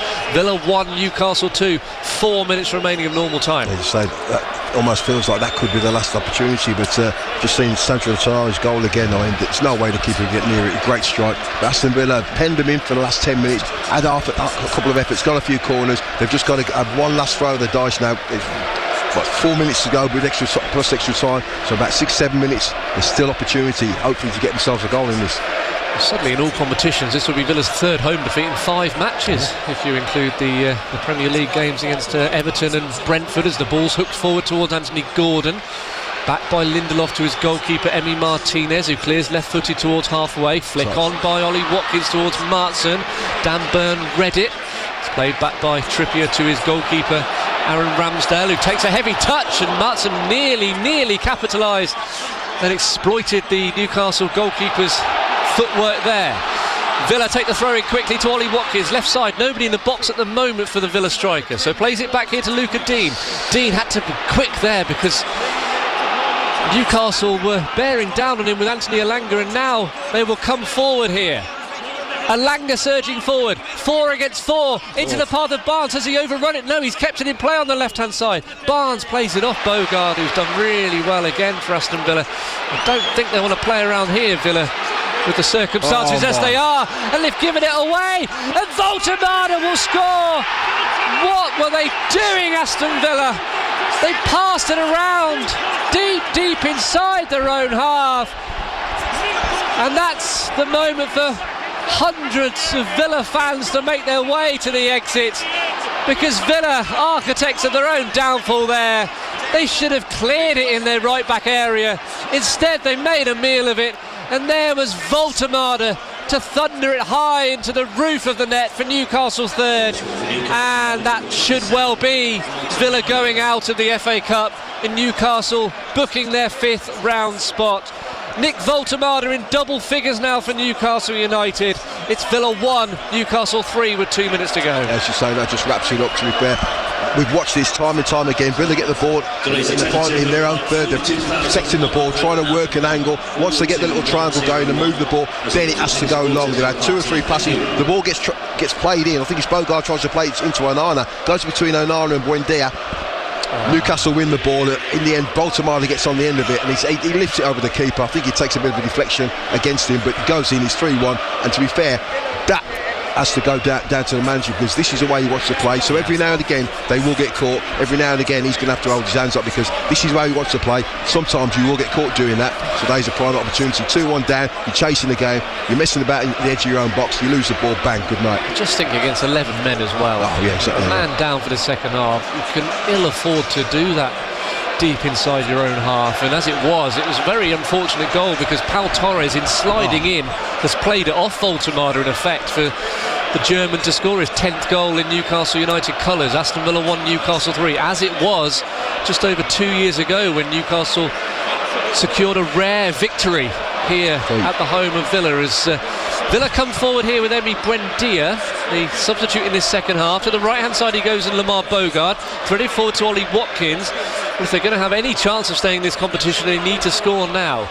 Sancho, back to Bogard, back to Jadon Sancho again. Sancho takes it away from Joe Willock and threads it into the path of Emi Buendia, but Dan Burn, the considerable frame, will just brush Buendia off the ball, and we're about to see how much stoppage time will be signalled by the fourth official, Paul Tierney. I think that's got a mismatch written all over it at the moment. Dan Burn, Emi Buendia went for the ball. There's only one winner. Newcastle fans have got their shirts off, celebrating, because they know they're into the next round now. It's going to take a monumental effort for Villa to get themselves level. They've got 4 minutes to go, which means that I think the thing's gone beyond Villa. But as you say, you'll look back, you'll rue the opportunity, you'll beat yourself up, because Villa had opportunity in their own third to clear the ball. They kept messing about with the ball, they lost possession. In fact, they worked it pretty well. In the end, it has to go. I think we've said it in the first half. Once you do your 2 or 3 passes, you triangle, the ball has to go forward. Didn't go forward, and in the end, they've ended up losing possession and obviously losing the goal. And Buendia's down there. I think it's a dead leg though. Unai Emery's going to have to wait another week. Leeds United next Saturday for the chance to get his 100th victory as Aston Villa head coach. Emi Buendia is down, feeling the back of his left leg at the moment, in some pain. The Argentinian who had come on in this second half. Aston Villa 1, Newcastle United 3. More action for you tomorrow on BBC Radio WM. Blues Leeds at midday. Our build-up starting at 11:30, followed by Grimsby Wolves. The 1:30 kickoff will start on DAB and then join all frequencies, including BBC Sounds. Wednesday we've got Wolves hosting Arsenal and Grimsby against Walsall for you, and then next Saturday West Bromwich Albion Coventry kicking us off at 12:30. That'll be a big game at the Hawthorns, with Coventry losing their lead now in the Championship. Norwich Blues follows on FM. Another trip to Carrow Road for a West Midlands side, like with Grimsby this week. A date for Wolves and Walsall over the next few days. Villa Leeds will be on DAB next Saturday afternoon, and then Wolves take the trip to Crystal Palace, Selhurst Park on Sunday. For Aston Villa though, they'll be competing just on the 2 fronts now in the final few months of the season. 3rd in the Premier League and through to the final stages of the Europa League, the knockout stages. Will they be without Emi Buendia for the next few days as well? I think he's going to try and run this off. I'm not sure the 2 doctors around him want him to do so. Yeah, his movement isn't like a hamstring. It's almost like he might get a knee in the back of his hamstring, and he seems to be moving.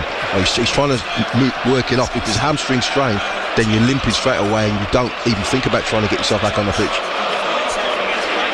Coming forward here, Alex Murphy, who's just replaced Kieran Trippier, plays it forward to Harvey Barnes, back to Anthony Gordon. Nick Voltemada, the scorer of the 3rd goal, out to the left-hand side, and Murphy olays from the Newcastle fans. Long journey from the northeast for them, but they're enjoying themselves. They'll be in the 5th round. Will Blues and or Wolves join them? West Bromwich Albion losing out in the 3 o'clock kickoff at Norwich City, 3-1. The home side winning that game. Baggies fans, Villa fans react to the action with Daz Hale at the conclusion of this game. We'll have about 20 minutes or so. Daz and Gary Thompson taking your calls on 08081 009956. On halfway, the Olays continuing as Gordon plays it forward to Nick Voltemada, who'd gone quite some time without a goal for Newcastle United. It was only 2 in his last 20 appearances, both of those coming at the end of December against Chelsea in a 2-2 draw. He had scored 4 in his first 4 games. The man who joined from Stuttgart, the German side, for £65 million back in late August. High clearance away by Dan Burn. Header forward by Lindelof to halfway, and Onana. Just about 20 seconds or so to go now at Villa Park. There is a lot of claret and blue seats all around us now in B6. Newcastle United fans aren't going anywhere. 40,000 plus here tonight. A lot of the Villa fans around us making their way to the exits immediately after the third goal. A few more still doing so now. There's a high ball sent forward towards Ollie Watkins, the man who took his place today, Tammy Abraham, scoring in the first half. But his game did hinge on the red card to Marco Bizot. When Diaz still a little bit of pain, isn't he? I think the diminutive midfielder who's having to get back here now as Newcastle come forward and trying to put the seal onto it here. Bogard pokes it out of play, and there is the final whistle from Chris Kavanagh. Well, it was a controversial evening for the man in the middle. He sent off Marco Bizot on half-time, probably correctly.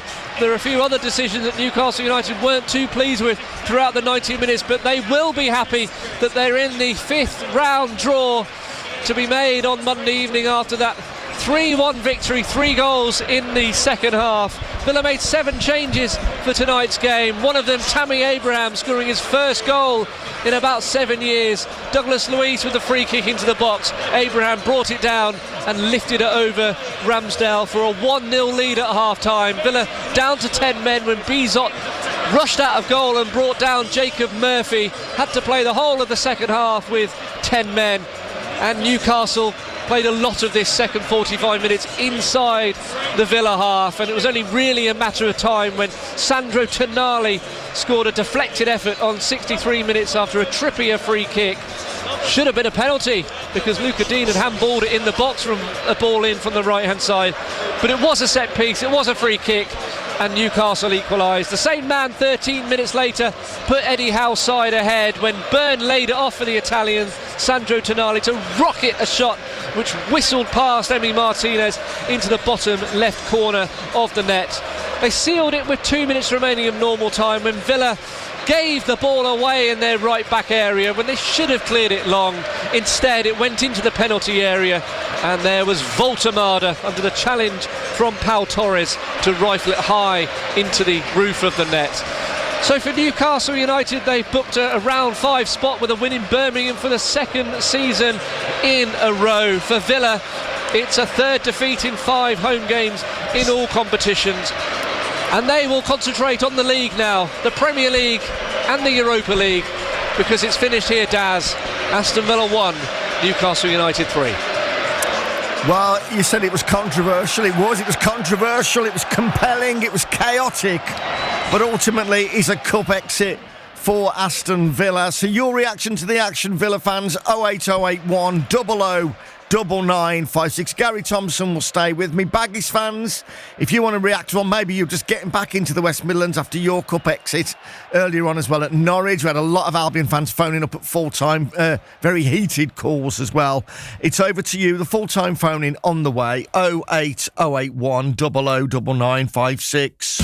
New to the world of smart speakers? Let BBC Radio WM help you get the most out of yours with stories from our part of the world. Say, play Hidden Birmingham or Hidden Black Country on BBC Sounds for untold stories from our part of the world. There's this common joke, Villa have lost the cup more times than Birmingham's won it. There's something about the authenticity of Birmingham being home of the Peaky Blinders. And spooky tales of the paranormal. I looked up there and this little girl was going up the ramp. I followed her up and as she turned the corner, she'd gone. And of course, you can listen to live radio as well. Just say, play BBC Radio WM.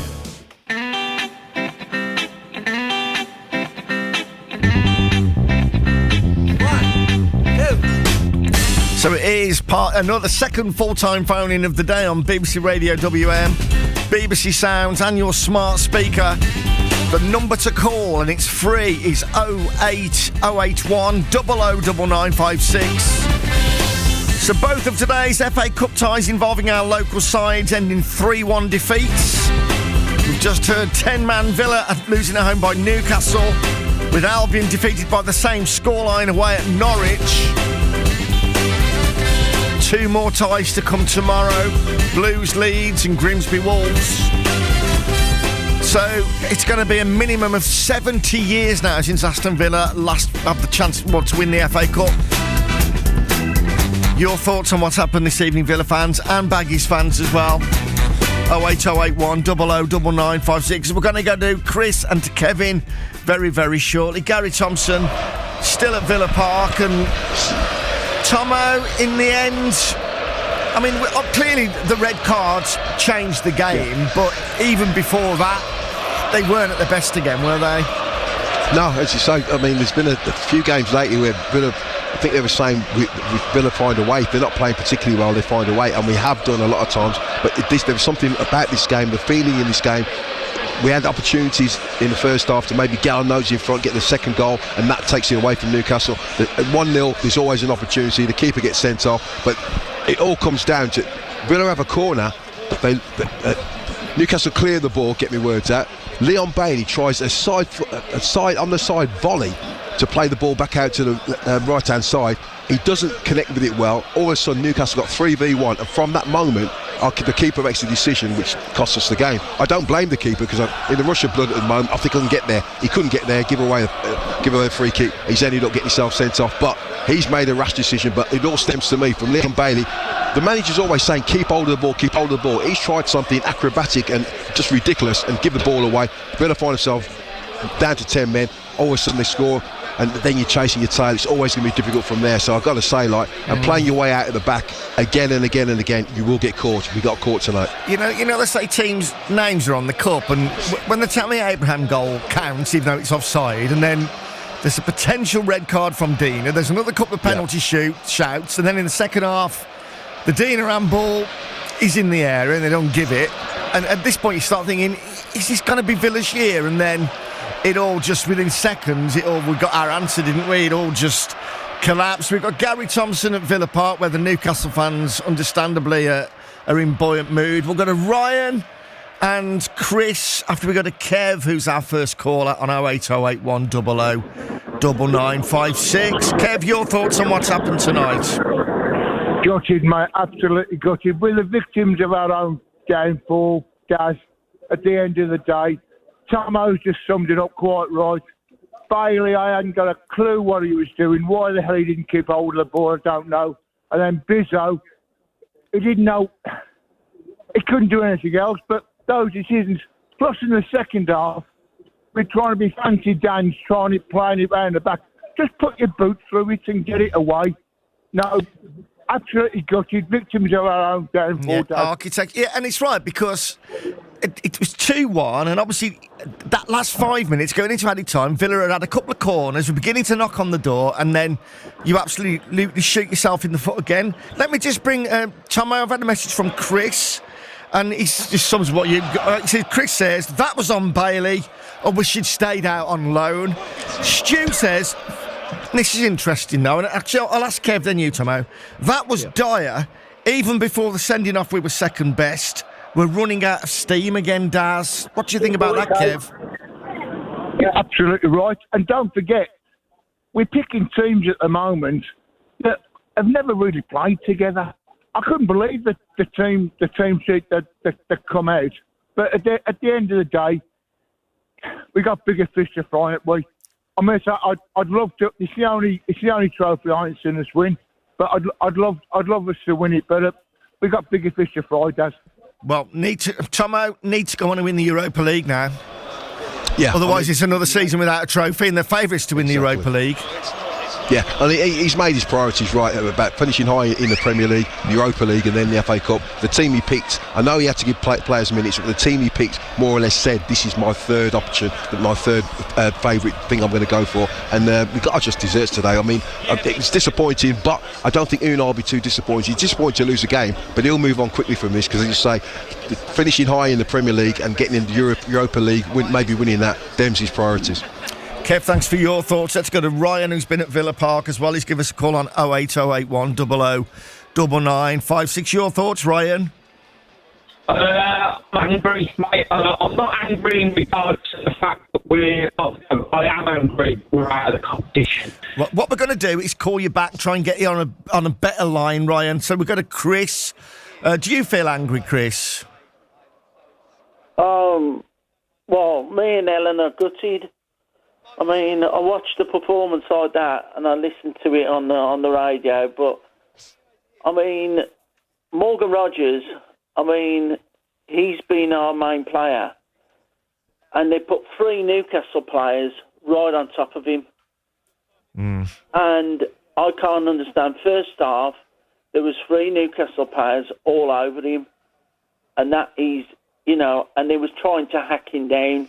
They were doing it to Tammy Abraham as well. But I mean, like, make no mistake. Eddie Howe, he's the butter wouldn't melt. He's a master at the dark arts, and he was at Bournemouth. But Tomo, that tells me if you've got 3 players on Morgan Rogers, though, that should produce space somewhere else, shouldn't it? Yeah, that definitely creates space at other places. And if you're Morgan Rogers, you realise 3 players are going to come jumping to you every time you get anywhere near the ball, then you start taking them away from the ball, and that creates opportunities for other players to go and show what they can do. Morgan Rogers, also a point, Morgan Rogers has played so many games of football that every now and again you keep looking and thinking, he's got to leave him out now, he's got to give him a breather, but he's so good at what he does, the manager doesn't want to give him a breather, so Morgan Rogers keeps playing, and it's going to take his toll on him in the end. He's only a young kid, but he's played like 1 million games. So Chris, it's just a case of, it's just a feeling of what might have been, really, isn't it? Especially, like, it feels like it's your night, you're a goal up, you had a few decisions to go you on the stroke of half time, and ultimately when everybody looks back on it, that sending off basically turned the night on its head, didn't it? And after that, it always felt, the way Newcastle, credit to them, the way they came out your second half, it always felt like if they got one, that they'd go on and win. It's not that, you know, we shoot ourselves in the foot all the time, Dad, and all that, and Ellen will agree with me. Yeah, it's every time. Right. You know, Leon Bailey shouldn't have done that. He shouldn't have played the shot like that and all that. Ross Barkley, to me, looks not match fit. Well, he is, isn't he? He's rusty. And so this was his first stop. I think he should have played. I think he should have been on the bench and all that. He could have had somebody else playing and all that. But what Bailey did and all that, shouldn't have. But that wasn't a goal-scoring chance because Murphy was outside and all that. And that is part of the debate as well tonight as well, because it was a long way from goal. Maybe there would have been a covering player, but look, I mean, we haven't had VAR tonight, and you've probably benefited from that more than, I don't know. I mean, there's so many talking points. We have managed to get Ryan back now on a better line, and you were just saying you were angry, Ryan. So can you just expand on that a little bit, mate? Yeah, I'm angry for a couple of reasons. Firstly, I'm angry at Bailey, obviously, for causing what he's caused in Bizot getting sent off. I actually thought Bailey was playing quite well up until that point, if I'm completely honest.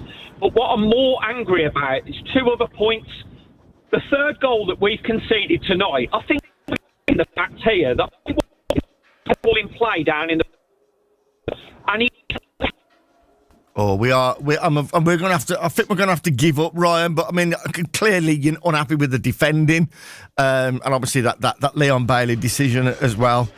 Tomo, look, when we saw the team selection, and there's been the big debate about what Unai Emery would do tonight, and if you get to half time 1-0 with 11 men, who knows what happens? So whether we like it or not, that was the turning point of the evening. But it is frustrating, isn't it? Again, where it's still only 2-1, going into like 5 minutes, 6 minutes added time or whatever. Just started to gamble a little bit, had a couple of corners, starting to look like they could cause a big finish, and then just to go and, as that caller said earlier, architecture your own downfall. That's frustrating as well, isn't it? Just when you're just building up to a bit of a head of steam. Exactly. You say it's 2-1, but we're getting a lot more opportunities, or we're trying to create more opportunities, add more of the ball, and that Newcastle have the attack. It was the odd attack then, and all of a sudden we get the ball. It's in our final third. We play a nice triangle and work the ball out, and it goes to Bogart. His next thought has to go and play the ball deeper, and he plays the ball. He gets intercepted, and from there they go and score. But we can only look and blame ourselves, because at the end of the day, the manager wants to play that way, and every now and again we are going to get caught playing that way. And if you get caught playing that way, this is what the manager wants. So this is on the manager. And Rob messages as well and said it's time to take Luca Dean out. He's having a horrible time of it at the moment. And you think about the goal last weekend at Bournemouth, and you think about, I mean, he was lucky to be on the pitch today anyway, wasn't he, by the time that other one comes. So maybe Ian Maatson will start against Leeds. So it's gutless, spineless team of cowards with no leadership tonight, says Scott, who is a Villa fan. He's just messaged in as well. So it's frustration because, again, it keeps saying they need to win a trophy. Well, there's only one chance again now. So in some ways, Tomo, in the cold light of day, and I'm clutching at straws to try and find positives right now, it's not a blessing in disguise, but ultimately now you've only got to compete on two fronts, and they need to give absolutely now everything, complete focus on these two competitions now, because you're wonderfully placed in the Premier League for a Champions League spot, and in a great position in the Europa League now. I haven't got to worry about the playoffs. So straight through to the last 16, and it really does need to be all guns blazing now for the next 3 or 4 months. But how much of a challenge is it going to be when you're without so many key players?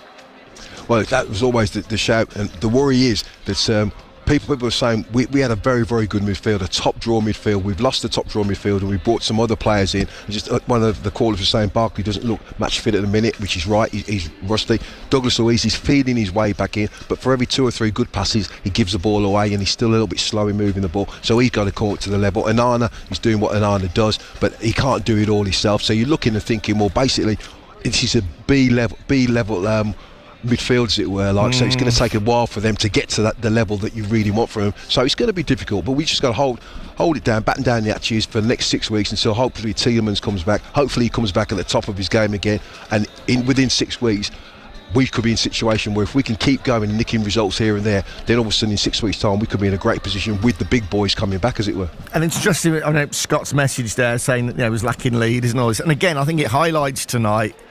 Obviously, there was no Mings tonight, and but John McGinn, he's the heartbeat, he's the soul of this team, isn't he? And again, when he's not there, his presence is missed, isn't he? He's a good footballer, but it's more than that with him, isn't it, Tomo? Exactly. He gives you so much more. He's great ability on the ball, and he's got a goal in his locker as well. He's got a tackle in his locker as well, and he's a nasty, fiery player at times, but he sparks other people around him. When he's not playing, and Tyrone Mings is one of the few other leaders you've got at the club, when they're not playing, all of a sudden it does look a little bit lifeless and soulless, as it were.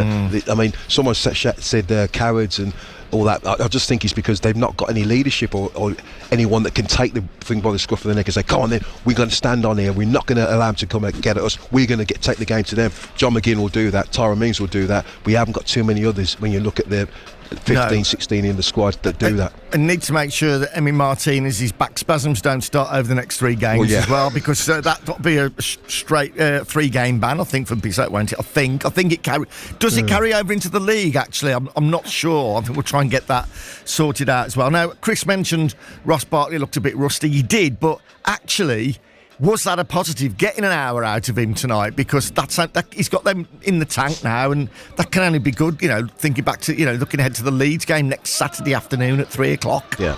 I think that was always the plan, to give Ross at least an hour and obviously get some minutes under his belt, and all of a sudden you're going to get him off the pitch. He's going to be sore, he's going to be stiff and that, but then by the time the Leeds game comes in, because he's got a whole week now between that game, he should be feeling a bit better and a bit stronger, and all of a sudden we've got another addition to our squad, because Ross Barkley has not been involved for months. He got injured, and all of a sudden we haven't seen him. Now, Ross Barkley, when he's fit, when he's on fire, he's a very, very good footballer.